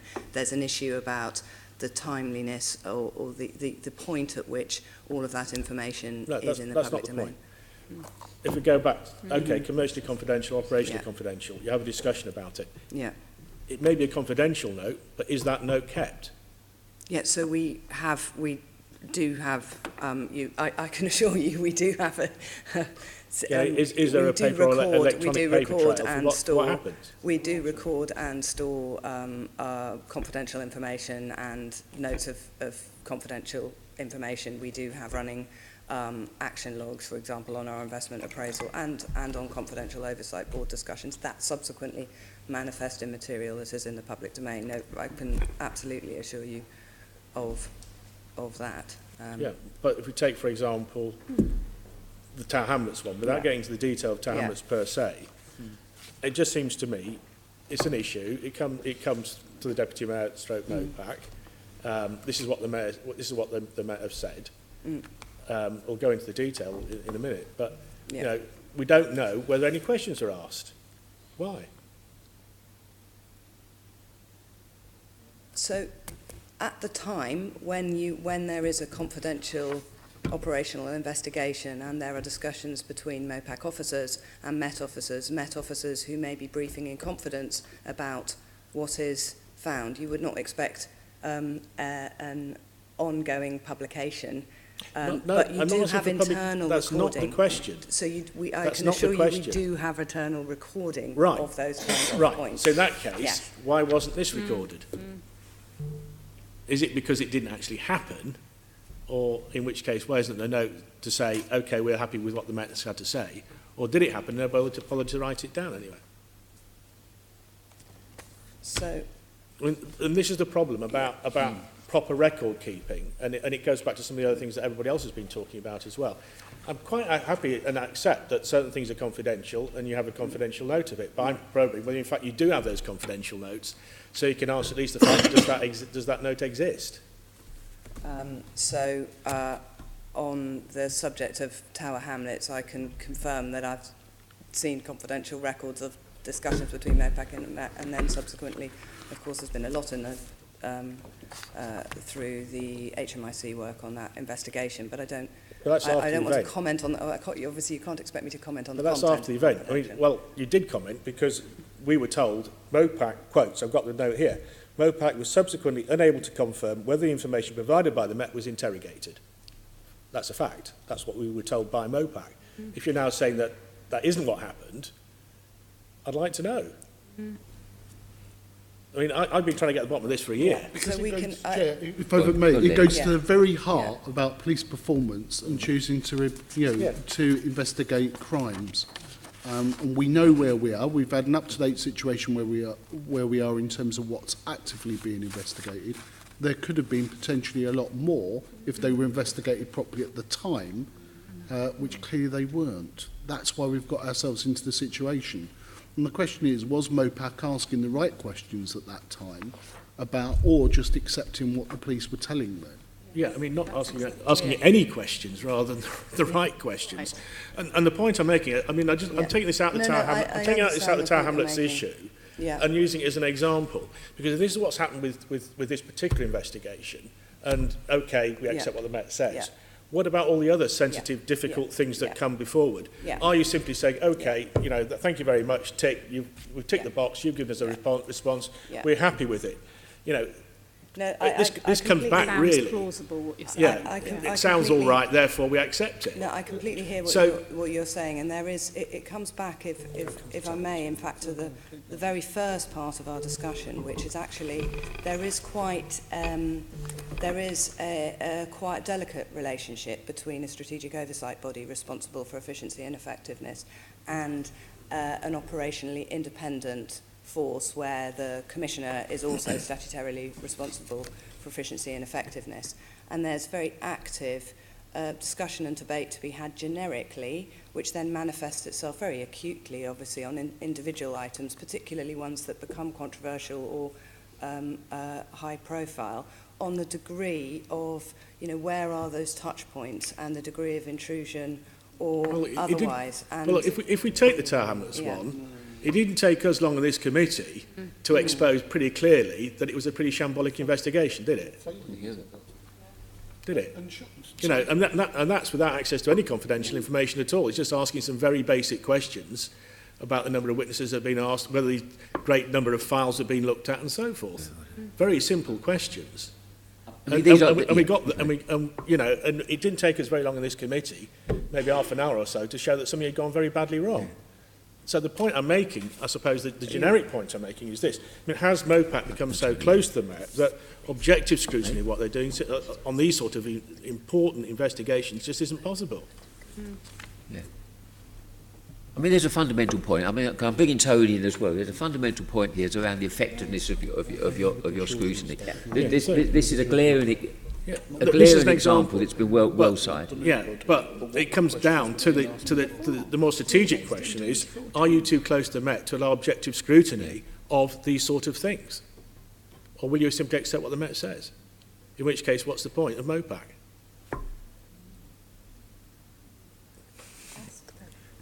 Let me add to that. I had experience in the past. You're giving this question some thought, and that's fair enough.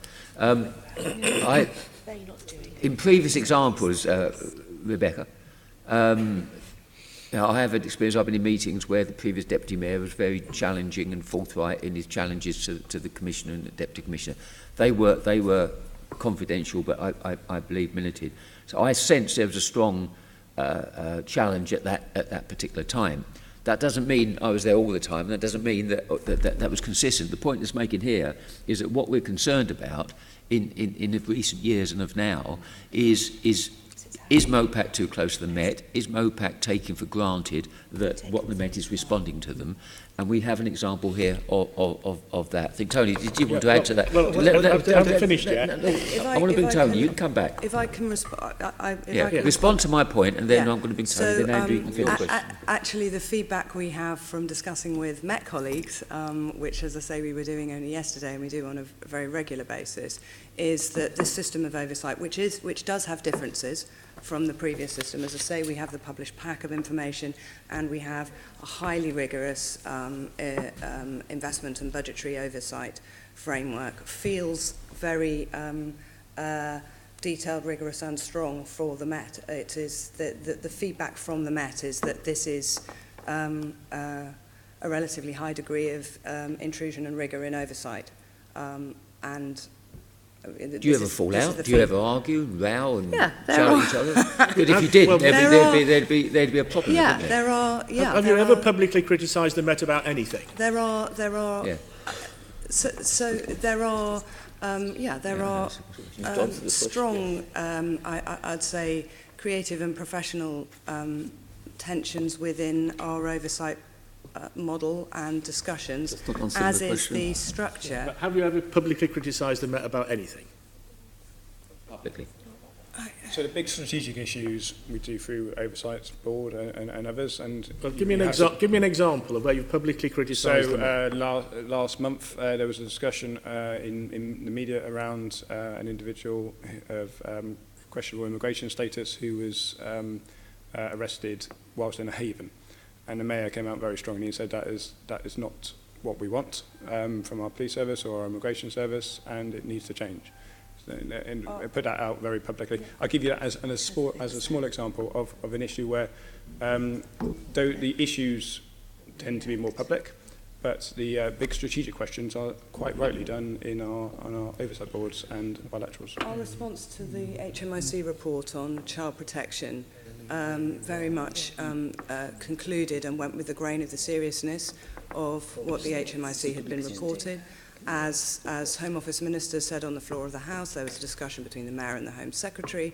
The MOPAC and the Deputy Mayor has set up an oversight structure overseeing and a group meeting with great regularity overseeing and holding the Met to account on their delivery of improvements on that, which is as I say, chaired by the Deputy Mayor, attended by partners, attended by our Head of Audit or her team. And yes, that was absolutely accepting. Caroline's going to ask you some questions about that shortly. But coming in a minute, Caroline, on this. Go on, Andrew, pursue. Yeah, so, I'm sort of trying to make the point to you. If we take the Tower Hamlets example again, somebody in MOPAC signed it off, and then somebody in MOPAC advised the Deputy Mayor that there was nothing in it, and we should just accept it. And the Deputy Mayor was actually left, I think, with a certain degree of egg on her face when it turned out that wasn't the case. So who or how or what went wrong with the MOPAC to come to a position where the Deputy Mayor told there was nothing in on any of this? I mean, I come back to my earlier point. As I say, it can be at times an art rather than a science. The degree and the issue on which MOPAC takes a highly intrusive role. As I say, on HMRC child protection, where there was a strong and deep structure set up, and on Tower Hamlets, as you well know, and as this discussion shows, a strong and deep structure was set up. As a strategic oversight body, I return again to the sort of size of our organisation. So, in terms of our discretionary resource, we have our IOM Directorate, which delivers and manages our commission services. We have within strategy, of the 50-odd people, half are evidence and insight. The remaining half is our discretionary resource to serve our public accountability and meet the needs of this committee that also rightly put questions in the public domain. Okay, so and we don't have a huge capacity to man-mark every area of the Met. Right. So it relies on risk management systems, which themselves will yield a range of results. But as you've heard somebody told the Deputy Mayor, because she said this to us, the Met had been, quote, robust and proactive in this investigation. Well, clearly that wasn't the case, and HMIC found that to be the case as well. If what you're saying is true and you don't have the resources to do this job properly, why wasn't she just advised that something we've not actually had a proper look at, rather than dropping her in it? So we don't have the resources, and nor would it be appropriate to cover to man-mark everything within the Metropolitan. So we have to take a risk-based approach. If I accept that point of view, why then do you actually express a view when you've not had a chance to do the job properly? Why not say, well, we've not had the chance to do a proper job on this, over to you, Assembly Committee, see what you can do with it? Or why was the Deputy Mayor told, this is all tickety-boo, nothing to worry about, when you clearly hadn't done the job on it? So she was, as she has said, she was told there were review mechanisms, again, within the Met. And you're absolutely right to raise the question of to what extent do we take assurance from those, and where do we direct our resource into our own self-assurance, and there will be a judgment call on that. There are checks and balances in the system, and this committee plays a very useful role in being part of those checks and balances, because for a strategic oversight body of our size, I don't think the public would necessarily want a massively bigger MOPAC at the expense of Met and Frontline. There will always need to be those checks and balances in the system. Okay, well, let's accepting the point of view you make about your staffing, then what triaging is there done to decide what you do look at properly, rather than looking at everything superficially? Yeah. So through our overall programme management, we are clear about our priorities, and then we have what we call an issues log, which we use on a basis of issues that we should be able to resolve within 6 or 8 weeks. We have a list of those and clear mitigating actions for each of those. If we're not able to resolve those, then actually they are much bigger than what you might call an issue, and that is where we work with Dan's team to ensure that there's an actual project or a programme to mitigate them.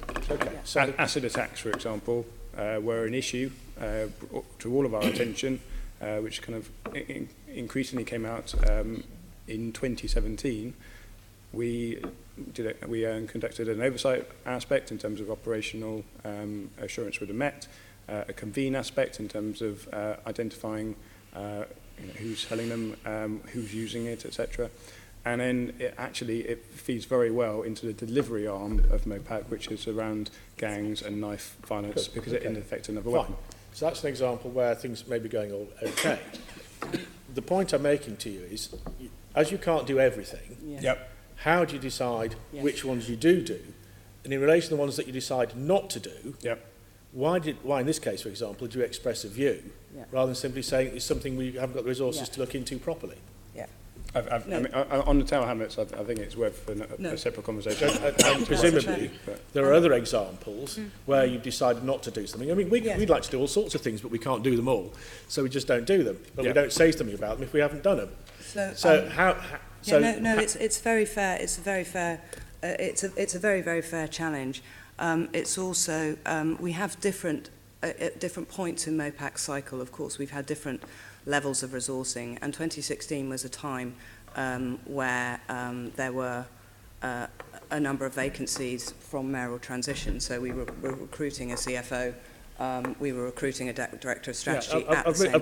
I've moved on from the specific to the general now, and you're right, and so part of that is partly our overall assurance framework, and you do need to, as an oversight body, I think Julie would be helpful here in terms of the structure of assurance. You do also need to rely on the first line of defence on both value for money assurance and operational assurance is the Met's own internal assurance processes, and part of what our role is to look at the reports and assessment that Julie makes as how well their own first line of defence is operating. Fine, that's okay. So I still come back to the same question.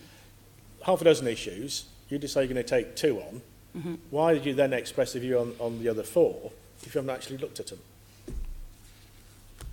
Or do you express a view? That's the nub of the matter. We've heard it. The nub of the matter is there a selective scrutiny? If so, we could understand that if it's a resources piece. But what are your procedures and systems around that? And we don't sense that kind of response to that particular point, really. Because we have got examples around safeguarding at the moment that Caroline's going to come on. So the question's being posed. I don't think you've got a response really because we picked out a glaring example. Unbeknown to us, there could be others. You've admitted that you don't have the breadth of resource, and we understand that for the reasons that we've said, and and that you may be, and you're not keeping the records necessarily. That's not. There is a selectiveness in what you can do and what you can't do, and we have an example here, one where MOPAC as an organisation didn't really look into it, but actually, rather than say we haven't done so, came back with the wrong answer to the deputy mayor and put her into a difficult position. I think that's probably not right. Len, did you want to come in? Because Caroline's going to explore safeguarding. Do you want to come in, Tony, on the same subject? Yes, I do. I think the real problem is we're all politicians around this table. And many of us, when we've been challenged, either at this authority or other authorities where we've been represented, we've often said, because we can't think of a proper answer, we say, oh, it's confidential, or it's sub judice, or something of that kind. You've now kind of extended that to saying, well, we haven't been able to do such and such a thing because of resources. And you, Chairman, have said, well, we all understand this about resources. However, bigness and having resources does not prevent you from being robust. And our concern, and it's been expressed really quite widely here, is there's a fear that you're going native as far as this is concerned. You've told us, Rebecca, about the sensitivities occasionally when you're discussing matters, you know, which is your right place of performance on. The truth of the matter is that MOPAC is a unique authority. This was the first proper authority where the commissioner, if you like, was an elected person. You know, the mayor was the elected person, and we should have been creating precedent here. Manifestly, just me listening to what's going on and having been with the police function of this authority from the beginning, it does seem to me that we on this side don't kind of have the whip hand in deciding what is going to be precedent. What has happened is, and I can imagine it, many of us, as I say, will have spoken to senior officers who come to us with a particular thing, and I can appreciate that in policing there are probably going to be many times when a matter might be sensitive and the commissioner or a chief executive says, well, I'm telling you this in confidence, Mr. Duval. You know, I don't want it to go any further. And immediately you are compromised. And my concern is that this may be what has been happening here. What is being said here is that you should be selecting your grounds. We appreciate you can't cover everything. you should be robust on it, saying this is our proper, MOPAC's proper and legitimate role on this. And what we've been hearing, particularly in relation to Tower Hamlets, you weren't willing to take such a robust line. Not only that, and I think this is the thing that's worrying me about today, is that you haven't simply put up your hands and said, well, we've been wrong on these things. Maybe you don't think you have been wrong on these things. I've said there's always a judgment call to be made. You intervene according to the evidence in front of you and the resources that you have. Some of this is a discussion about the consequence of the system that is set up and those lines between an oversight body and an operationally independent force. You've asked me if you think we're going native. The best I can do is assure you, as officers, I do not believe that to be the case. That is my honest and professional assessment. And I think, some of these are a product of the system and functions that exist around this part of the policing landscape. As I say, I think our feedback from Met colleagues is not that we shy away from oversight, quite the reverse. Their expectation is that an operational oversight body operates at a strategic level and takes a risk-based approach to direct and particular interventions. Clearly, in any system, the judgment calls may, as events turn out, on any risk-based a risk may crystallise and materialise which you weren't aware of at the time, to which you have risk mitigation strategies. I think as a kind of officer, there's a limit to how much further I can go, other than to say, I believe our oversight to be it's part of a structure involving the mayor, the deputy mayor, ourselves. It's experienced by the Met as appropriate and Can I put effective. it very simply to you? Yeah. You say, and obviously Scotland Yard would say this, and the MPS would say this, oh yes, you're doing a jolly good job, and we're really worried when you're coming in. Do you think that there is a tremor in the Commissioner's office when she receives a note saying, MOPAC is looking into this? I think she's really clear in terms of our decisions and where she needs approval and where she has intrusion. She's really clear how the Deputy Mayor and MOPAC's needs in terms of information, assurance, in order to take a decision, in order to make a statement, are important and relevant. This is why she and her senior team give so much of their time to building a deep, functioning relationship, to sharing huge amounts of information, and to spending such significant amounts of time together. So I think they're absolutely clear where they need MOPAC on side, endorsing, supporting, and they can't spend any money. The money is spent by the Deputy Mayor for Policing and Crime, and budget and investment decisions are met there. Will the Commissioner of the Metropolitan Police guard and defend her operational independence? Absolutely. Will she say to the Deputy Mayor and to MOPAC where she thinks we are intervening in a line which is not appropriate for that? Absolutely. And these discussions go on up and down the country in the relationship between the Police and Crime Commissioner, or in this case the Deputy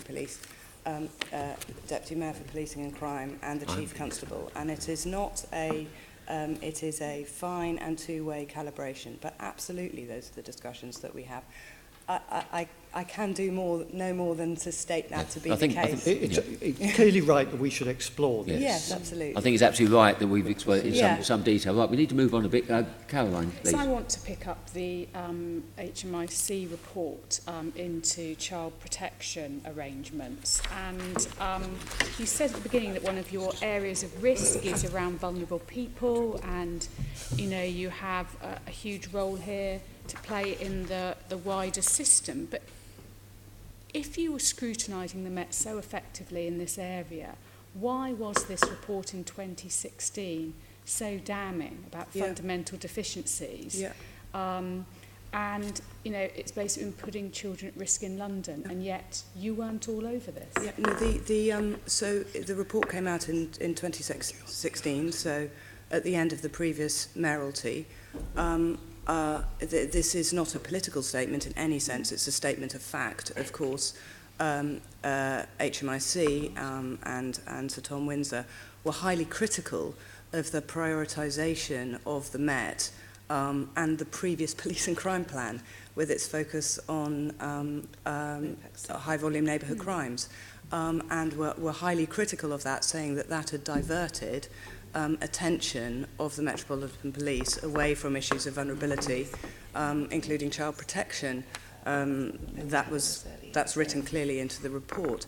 Of course, at the time that report came out, we were we'd just published and we're embarking. We'd done our pre-consultation on this police and crime plan and what the themes should be in this police and crime plan, and we were launching our consultation on the police and crime plan, which, as you know, diverted the effort of focus away from those high-volume neighbourhood crimes towards areas of harm and vulnerability. So, in fact, the report was a helpful source of validation to say that that shift in emphasis from high-volume neighbourhood crimes with a quantitative approach to areas of vulnerability and protection was exactly the right one. So, okay, but going back though, in 2014, this committee produced a report on safeguarding children in London, and within that we raised huge concerns about the caseload that officers had, about the supervision, about the staffing levels because of more women working in the area, high levels of maternity leave, the pressures on them. Absolutely. We flagged this with you in 2014. So why wasn't it on your agenda and on your radar rather than this coming in 2016? If I may say so, I think there's a difference between questions you can appropriately ask of an officer and questions you can appropriately address. That one, in some ways, you could address to the former Deputy Mayor for Policing and Crime. But as an officer, it's our duty to collect the evidence and ensure for the mayoralty that we serve that we ensure we use our levers and tools to ensure that evidence gets its very best airing, which is why in the consultation and the evidence base for this police and crime plan, there was such a high emphasis on exactly the sort of material that your committee brought to bear. So some of that questioning, I don't want to shirk it, but I hope you're pleased at the focus that this police and crime plan puts into these kind of areas and our specific work. And I can't comment beyond it. It's not for you to address me on the prioritisation of a previous regime, if that's okay. I feel slightly uncomfortable in that space. I'm not trying to get into the politics of this. I'm trying to understand you as an organisation that we obviously had flagged this with you. There were stories in the media, the huge volume of Jimmy Savile stuff, historic, all this stuff going on. There was a huge pressure there. This must have been flagged, presumably, possibly risk register, through Julie's work. Absolutely. So are you saying that you were presenting this to the previous administration and it wasn't being picked up? Was it on your kind of list like Andrew was describing earlier when, the police come back with a response? Were you saying, that's fine? Or were you saying, actually, we're not sure because we're hearing all this stuff, interrogating it further and placing it before the previous administration? So this is where I think the boundaries, again, I'm a little uncomfortable with, but are the published documents show that our risk management framework in that previous time was focused on that police and crime plan and the priorities within that police and crime plan. It, of course, looks at other issues, and you'll be aware that MOPAC in the previous mayoralty and this mayoralty, for example, provides funding to the London Children's Safeguarding Board. But I hope you would see that evidence then really came through in the consultation on this police and crime plan. Joanne wants to come in just behind me on this. It's a little further. I hope I'm not being political. in this, but as officers, you collect evidence and then you present it, and then whatever your political masters do with it is up to them. So, and when that first police and crime plan was published and presented on a cross-party basis, we said we disagreed with the focus on those MOPAC 7, and we said that we thought violence against women and child protection were two of the areas where there may be a shift of focus. So I can't comment on that. I wasn't in MOPAC at the time of the drawing up of the last police and crime plan. I mean, actually, we have an assembly member here who was an advisor to the deputy mayor, so I really cannot comment on that. But I can comment on the evidence that we as officials put to our deputy mayor now. Perhaps I can ask this then. Yeah. Was the HMIC report the first time you were aware there were problems? No, we've been aware of the evidence prior to that, which was why in all the pre-consultation on the police and crime plan, the strong steer and then our document, our police and crime plan here that was... So MOPAC had picked up there were issues in child protection before the HMIC report? Absolutely. Which and what had MOPAC done? Can I ask when those had been picked up?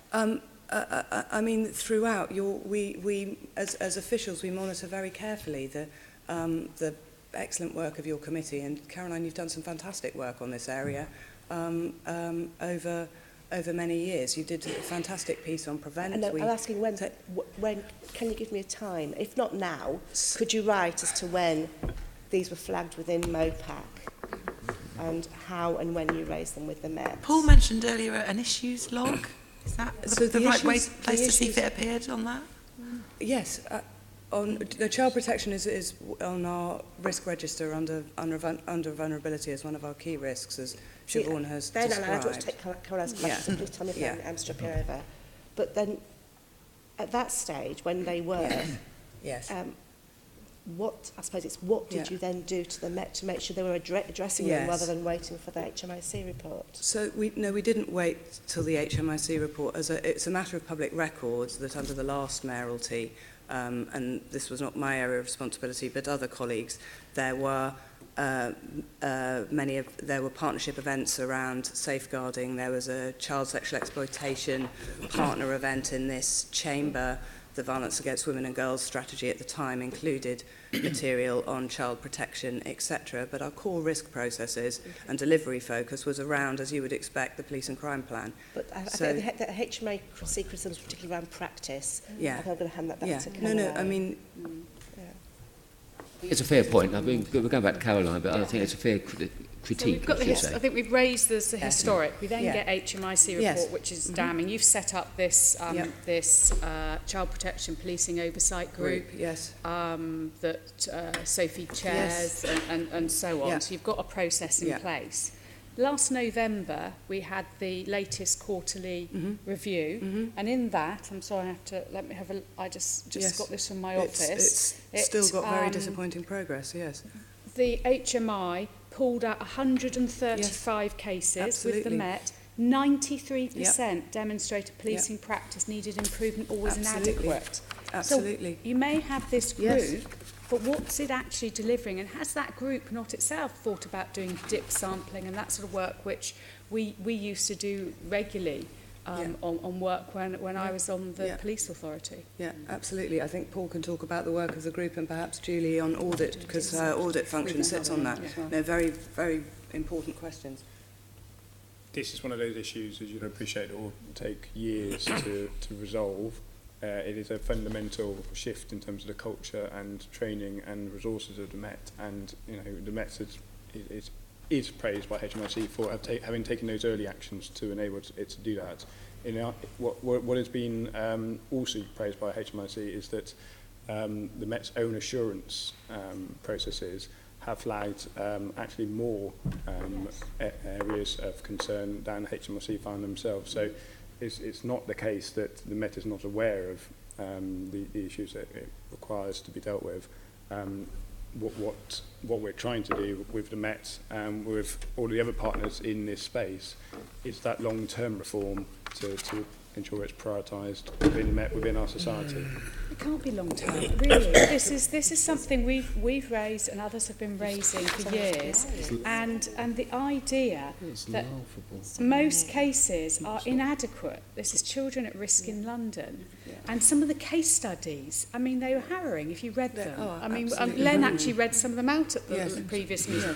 The idea that long term this is going to take ages. Well, what short-term measures? What are you doing through this committee, or does it just sit there? The police say we're doing this, and you say, okay, that's fine, and you go away. Where's the challenge? Where's the pressure? And as the Deputy Mayor has sat here and said, this is a series of short-term, medium-term and long-term actions. So this is what I'm trying to convey, is that this is a fundamental shift in how the Met resources and operates. And even the skill set and the people it employs are part of that consideration.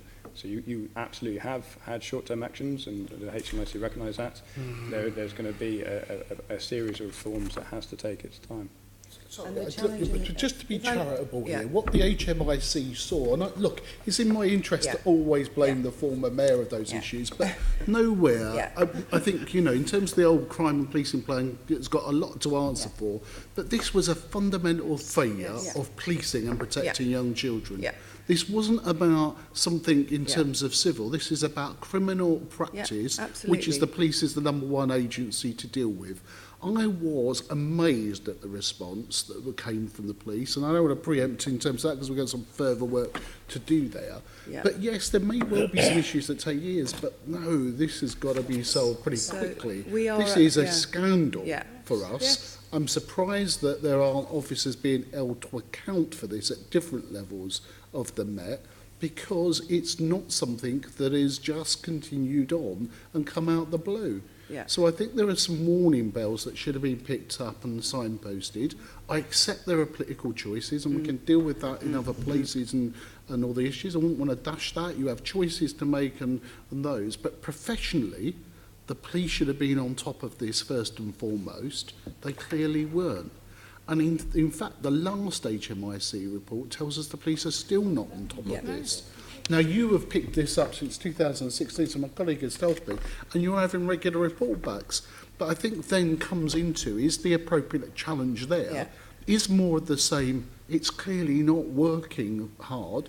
Some of the questions that even we asked at committee at the stage to the senior police officers, well, quite frankly, some of the answers come back were very vague about actually speeding up these issues and getting into the right place. Now, if you're telling us that the case, and we need to follow up outside this meeting, then we need to work for it much differently about where you're going on this and where we should be going on this. All these issues, from child protection, from Tower Hamlets, they all indicate a failure of policing. And let's be honest about this. If MOPAC hadn't taken the action that we've done, we will almost certainly have been referencing the IPCC to come in and investigate the police and their actions about Tower Hamlets. Now, in terms of those issues, this one is almost, dare I say it in terms of that, criminal failures of an organisation that's there to protect young people and children. It's been criminal, to be honest, about what we've been offering up. And somehow we will act like we're in crisis, which you're telling us we are, and we are doing those things. But in terms of that last inspection report, it didn't. The warning should have been coming on, and still should be coming on, and something should be done.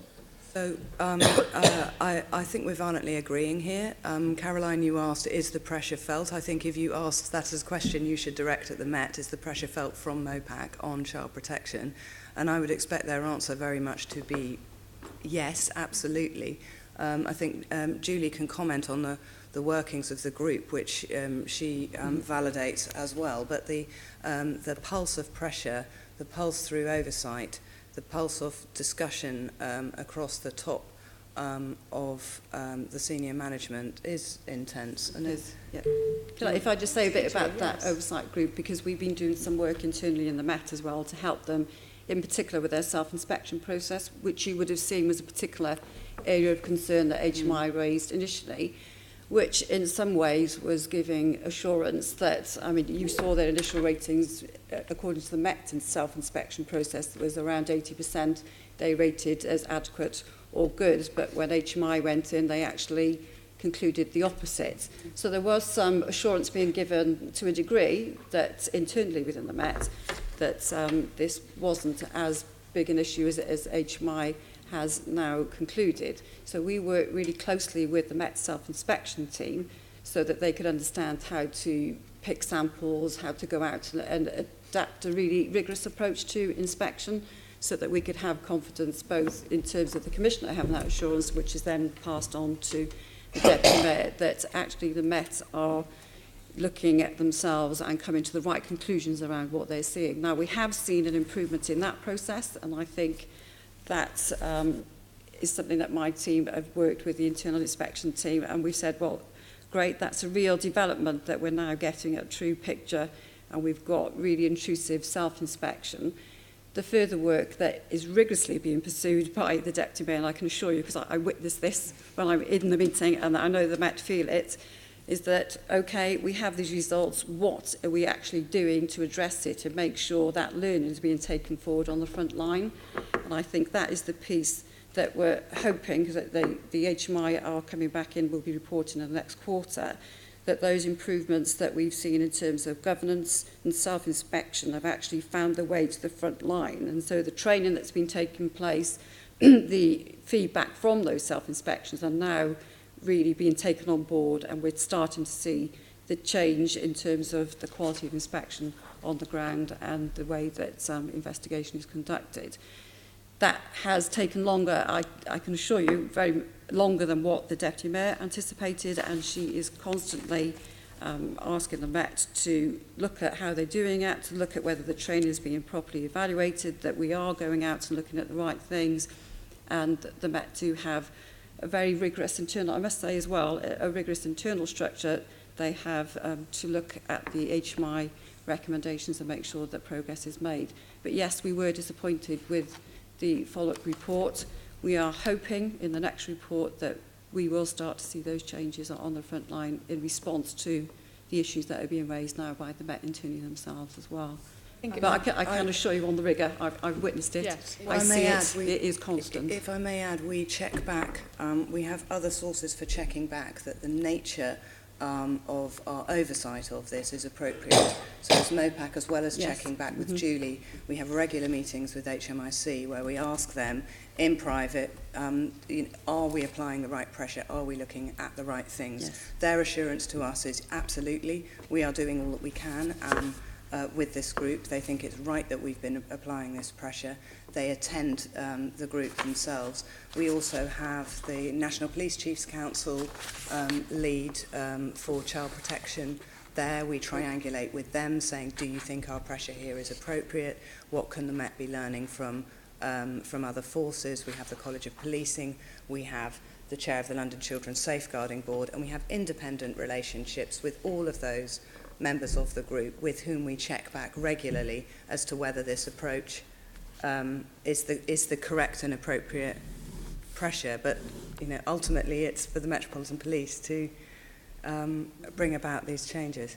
I think it would be helpful to have, if you're able to share with us the actions, the things that you have been calling for, the sort of pressures that you're putting on, so that we can really understand how you're turning this round, because it is such an area of concern. Absolutely. And then the other, I just wanted we have a highly detailed action plan and timelines around it as well. So as opposed to the years quoted by Paul, we want some short, medium-term timelines about actions. I just wanted to flag, in terms of vulnerable people, an area which we as a committee have been concerned about for some time is healthcare in custody. Yes. And when I first met the new Deputy Mayor after her confirmation hearing, I said that was one area that in my view should be read on the risk register, and I wanted her to look at it. I've never heard anything from her since on it.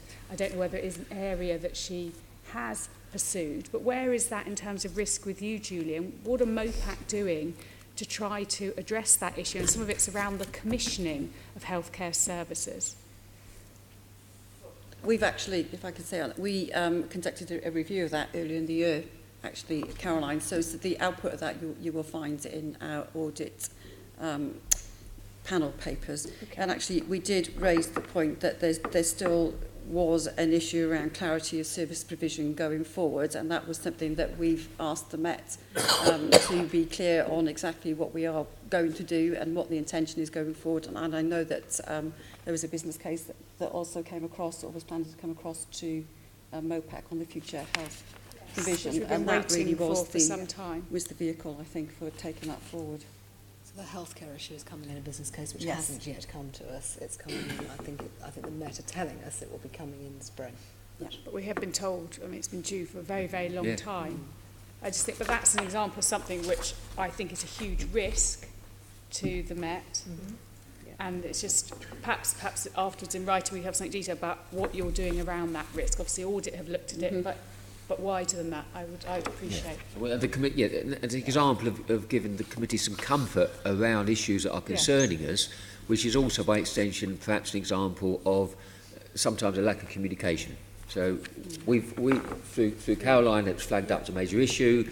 Your narrative is there's something being done on it. We need to have to kind of understand that. And also what confidence you have that the Met have revised down their figures of how many nurses they need, FMEs. What confidence do you have? How do you get behind that to really understand what the Met's doing? Is it just to plug the gap, or is it this is the service level that we should be supporting? That's right. And I think meeting your information needs on, I think that's a good example of how the earlier process we talked about could better meet your information needs. Okay. I'm very, very happy to do that. Thank you. Okay, it was right and proper that we spent time on that. I mean, this is an example of our statutory duties, hold yourselves and the Mayor to account. Although I am conscious of time now, but we have a couple more sections, Susan, to talk about, which we're moving now to your role around commissioning, I believe. Susan, do you want to lead on that? It's around adding value through your commissioning. So I'll start with Siobhan, if I may. Can you tell us more about the income that MOPAC receives to offset some of its commissioning costs, and whether you expect this level of income to continue into the future? So we have formal income in the budget line, which reflects DARA's cost recovery because it provides an internal audit service to others, so not relevant to commissioning. And we have a further source of income coming in, shown as income in our lines in terms of the police property recovery. So there's an amount of income which comes in to support our recovering.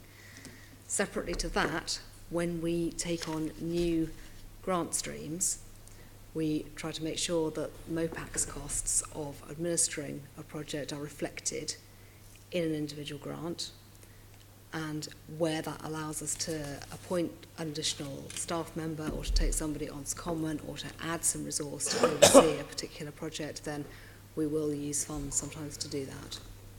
And do you think this level of income is going to continue? So our core commissioning budgets, yes, I've got confidence on that. We have a flex amount, I suppose, where we've got specific projects from the Home Office, Police Innovation, Police Transformation funds, which I think fluctuates year to year. At the moment, we're showing around 10 million of that in this year, 6 million in next year. In practice, we know that the profiling is more likely to come out as 8 and 8 because some of those projects go over the 2 years. But the resource that we have that is dependent on that income is matched to those projects. Okay. Dan, how does MOPAC assure itself that the services it commissions are working effectively?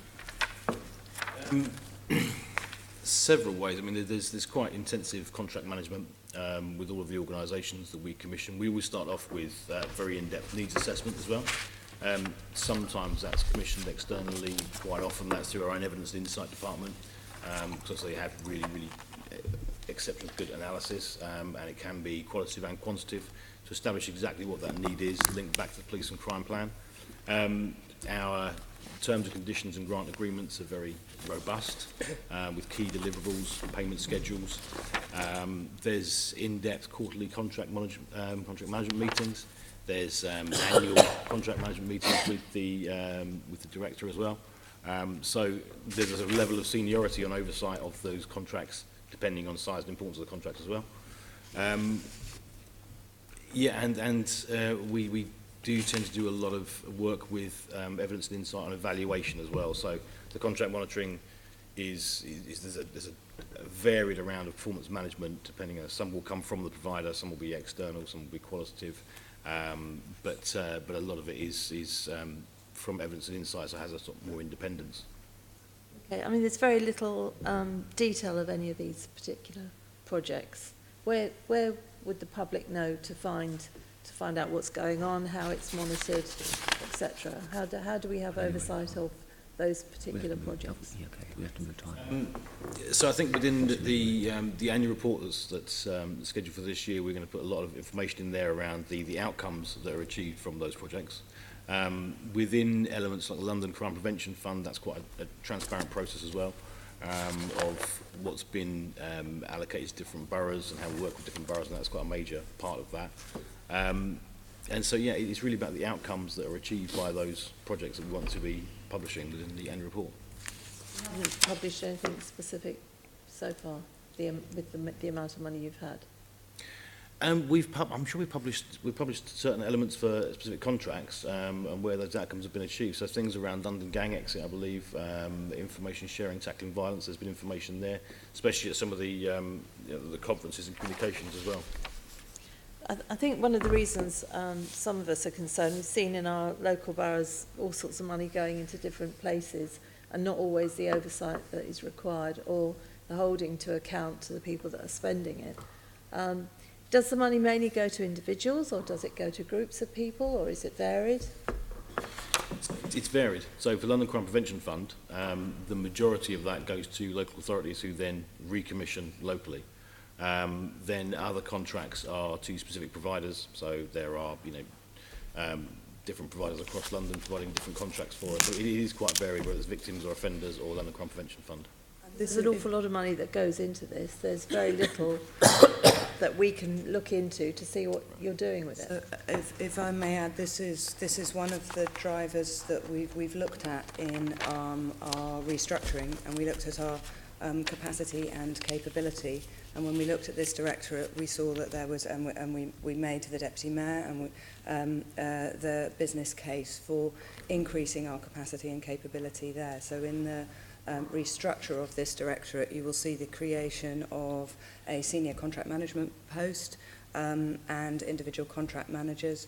We also increased the resource we gave to our internal finance function headed by Siobhan, and we've also introduced a post on partnerships and innovation for actually bringing in, having the capacity to bring in more funds for co-commissioning, because we absolutely identify, this is back to one of your opening questions, Chair, what's different in MOPAC in the last 6 years. It's a recognition that effective commissioning needs professional and skilled resource. We have some in MOPAC, and we've determined there was a need to enhance our contract management.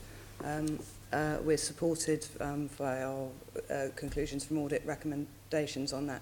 As I say, I'm not dissatisfied with our contract management now, but I've absolutely taken the case and therefore found the resources to prioritise that yet further. So you will in future have a senior contract manager to be able to look at that. But actually, most recently in the June audit panel, the audit panel chair, we had quite a rich and substantive discussion about MOPAC's commissioning and contract management arrangements and our future plans. So it's very much an area of focus. Okay, so what sort of detail will you go into so that the public can see where all this money is being spent? Because it's millions, isn't it? Can you just confirm the fund? Actually, while we're on the funding, I'm so new, so do forgive me. How much does MOPAC actually cost? So our 2018 budget is just shy of 60 million, of which 46 million, 46 and a half is our commissioning budgets.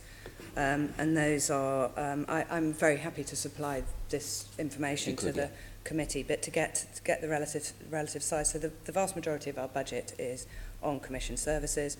Of those, the biggest is the London Crime Prevention Fund. Those are one of the sources of funding that we were very keen to ensure stability over the two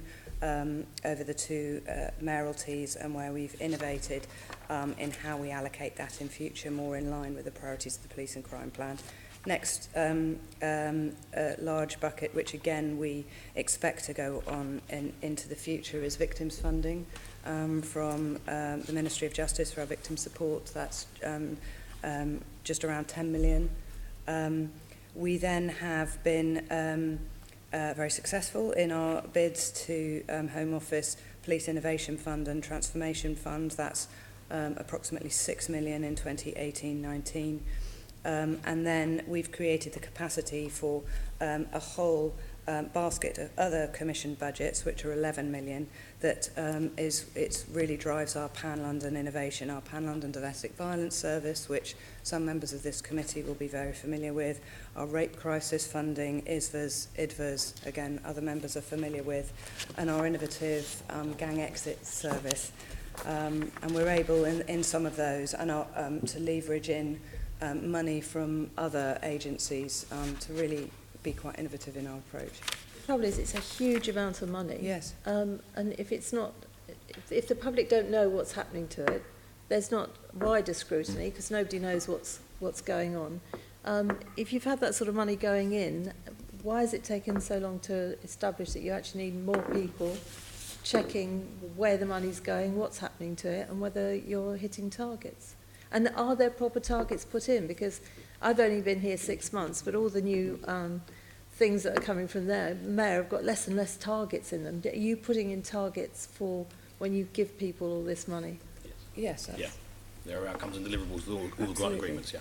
So how many members of staff have you got monitoring 46 million pounds? So that directorate there is currently at establishment of is currently 28 people in post. It has a higher establishment because we are recruiting and we'll be able to recruit further.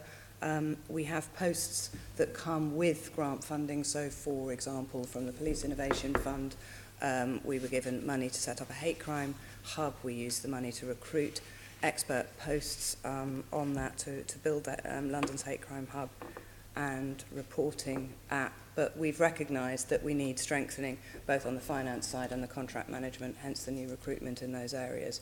But do I think the level of staffing was appropriate to the past level of commissioning?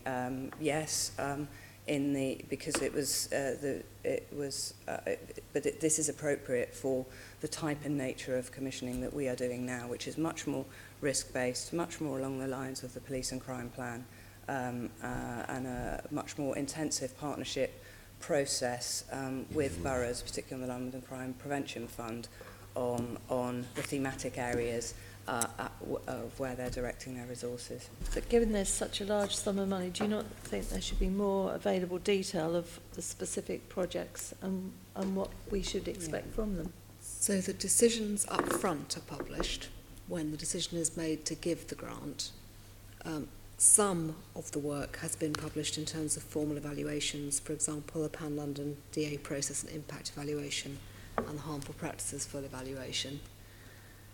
Projects this year, we will scoop up the evaluation work and the interim outcomes into the annual report that's due.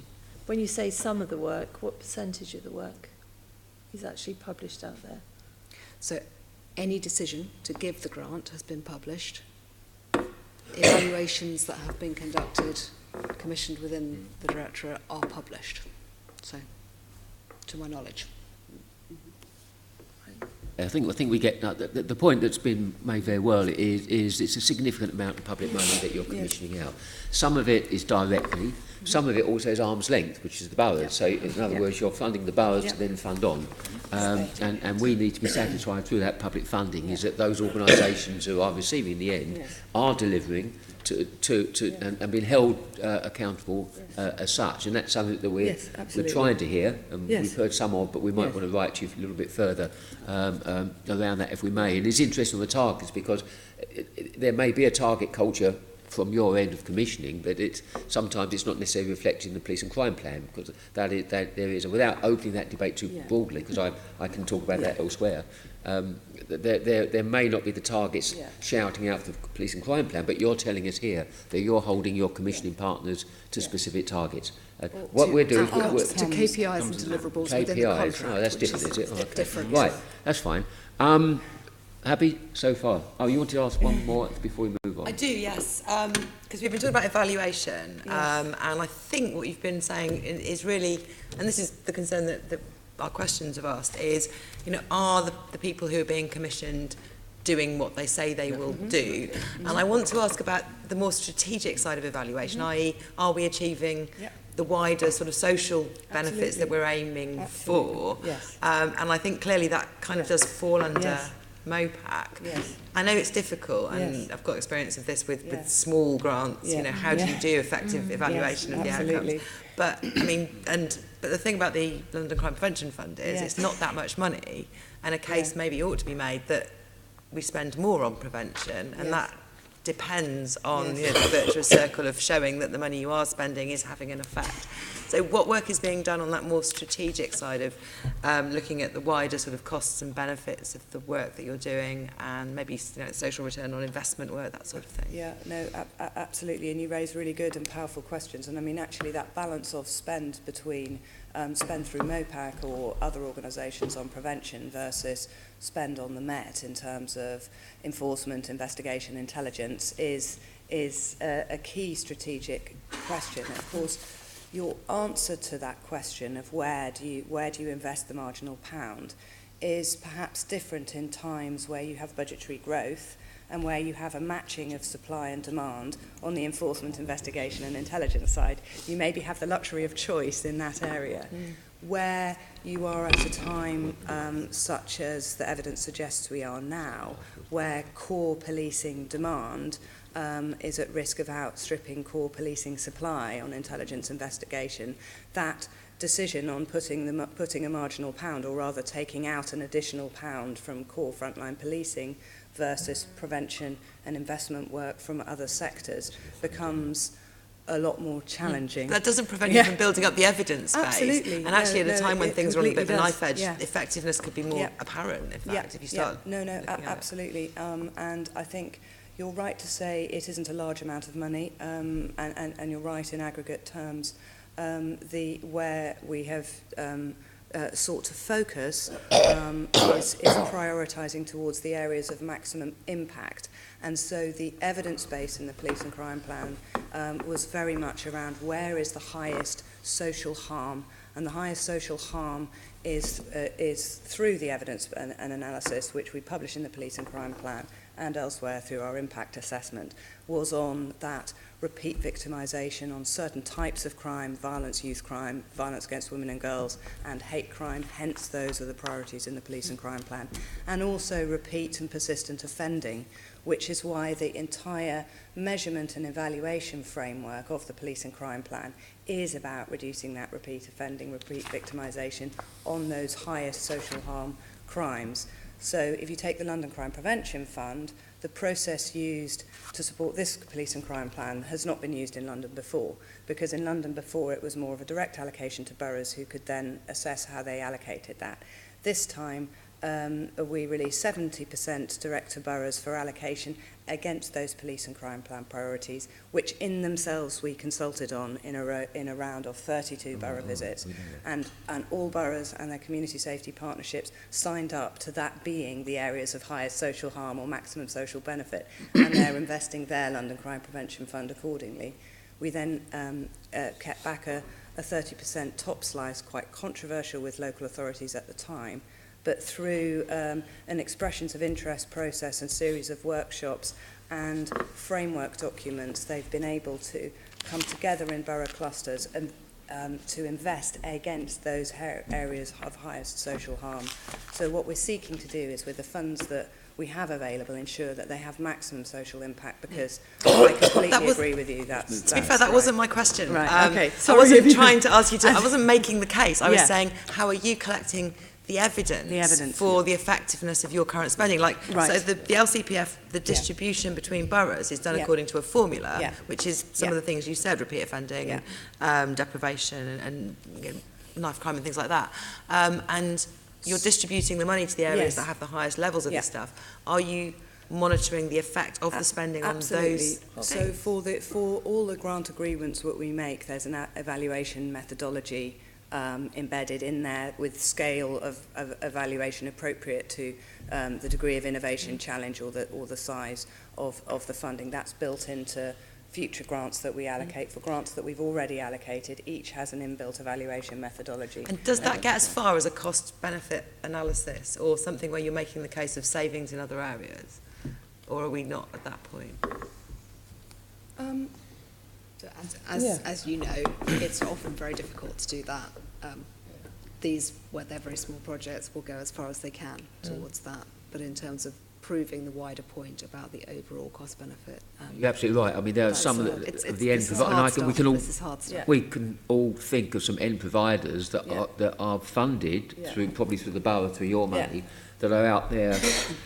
Sporting clubs teaching boxing to young people, and they've got some funding, and it's designed to help those young people. Measuring those outcomes and those social outcomes are very difficult. That's not to say they shouldn't be funded. Well, exactly. But there's challenges. For example, on violence against women, there's efforts been made to evaluate the social return on investment of those things. And that was my question. But evaluating social return, as we've rehearsed, is a worthy cause that's sometimes difficult. Right, you'll be pleased to know we move into our final set of questions.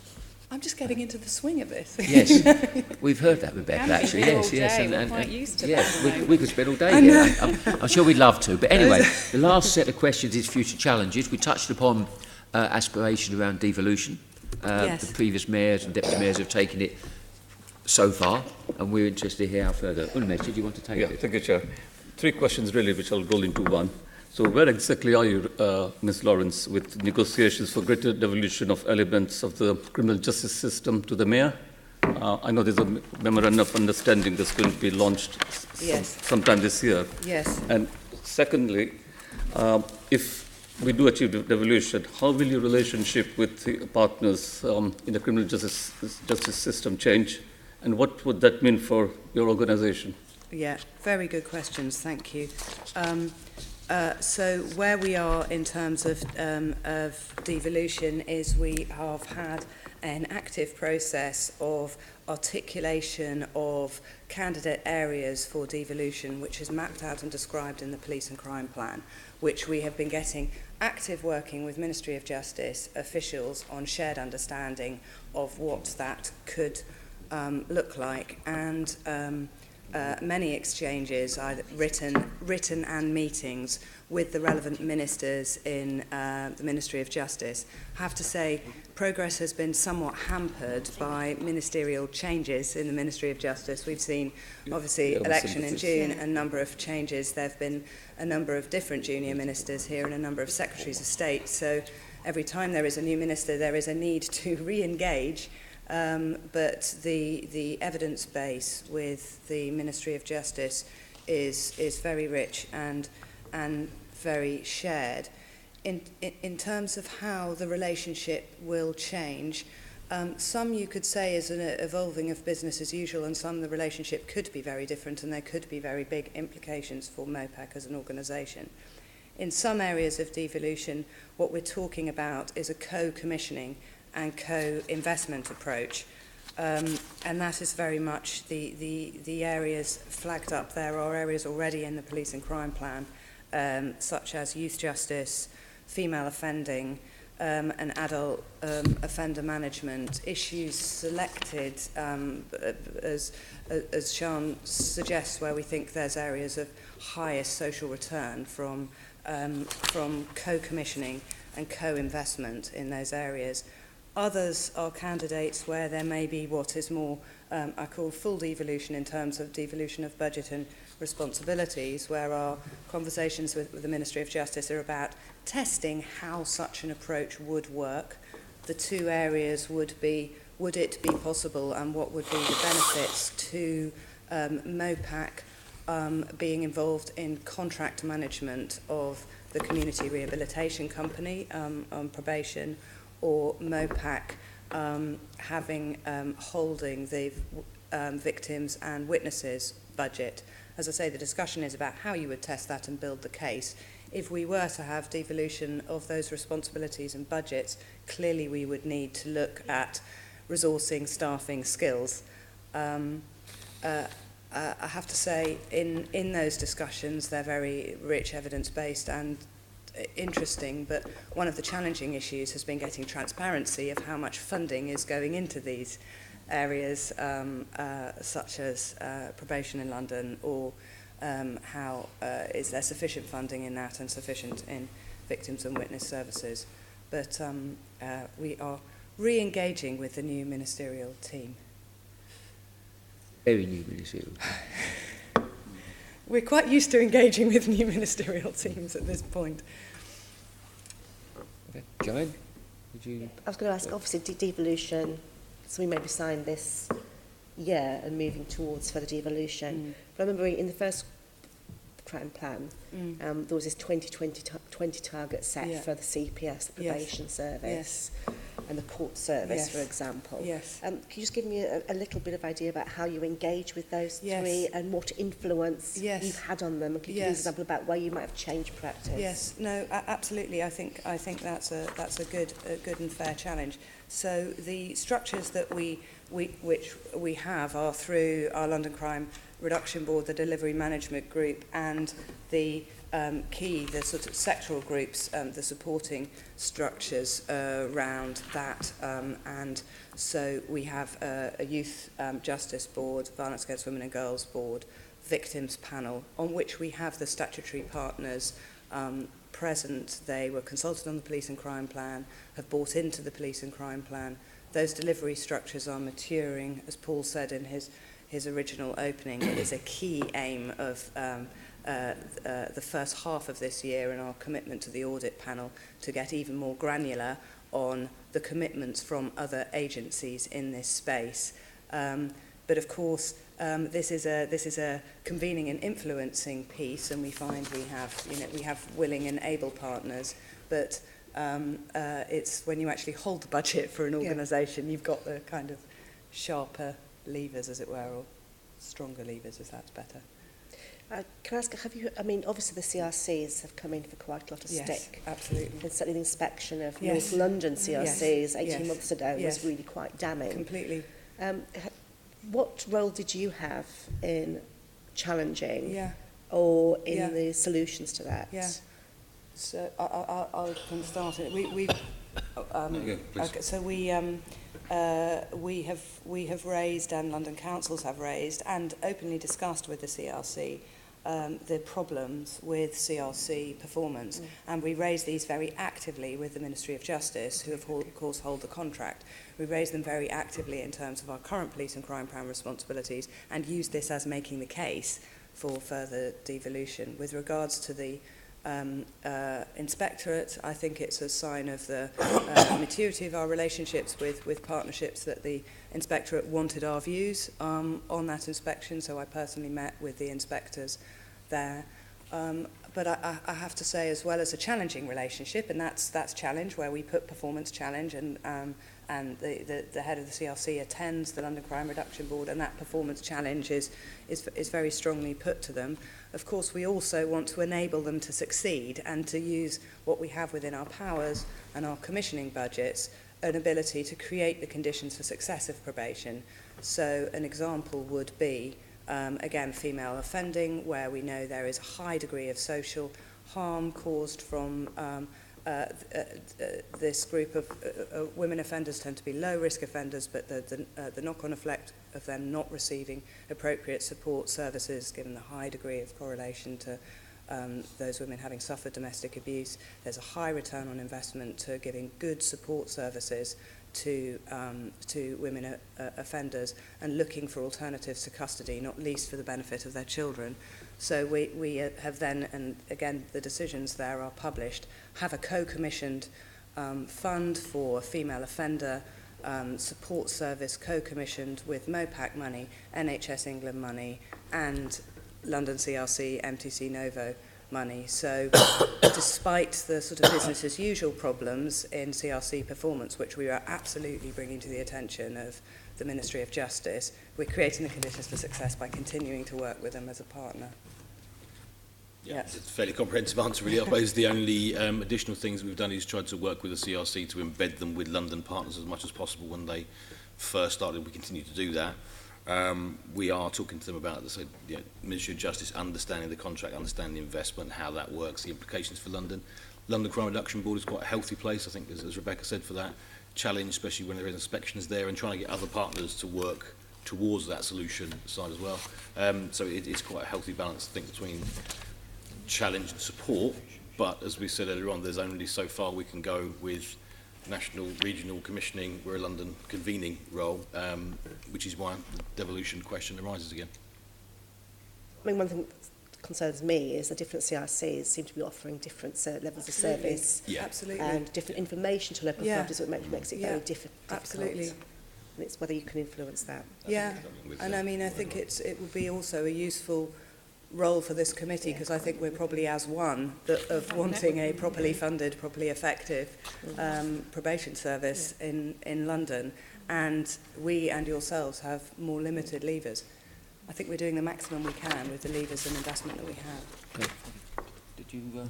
Just coming on devolution. Yeah, last question. Yeah, I just wanted to pick up, in terms of, well, devolution, and also, you said at the beginning, Rebecca, that party role is significant national influencing function. One of the areas, you have the contest board, and the Deputy Mayor chairs that. But the issue of prevent and all the programmes that are funded through that is all still done behind closed doors at the Home Office with no say or influence. Have you made any progress, as we had recommended as a committee, in trying to get some say over that, some devolution around that? Yeah, your report was very, as I say, it was very helpful and has continued to give us a springboard, and we have now made significant progress, which Paul will describe. Our contest board met this week, and one of the issues we've been discussing is the delivery of the Countering Violent Extremism programme, which the Mayor announced just before Christmas.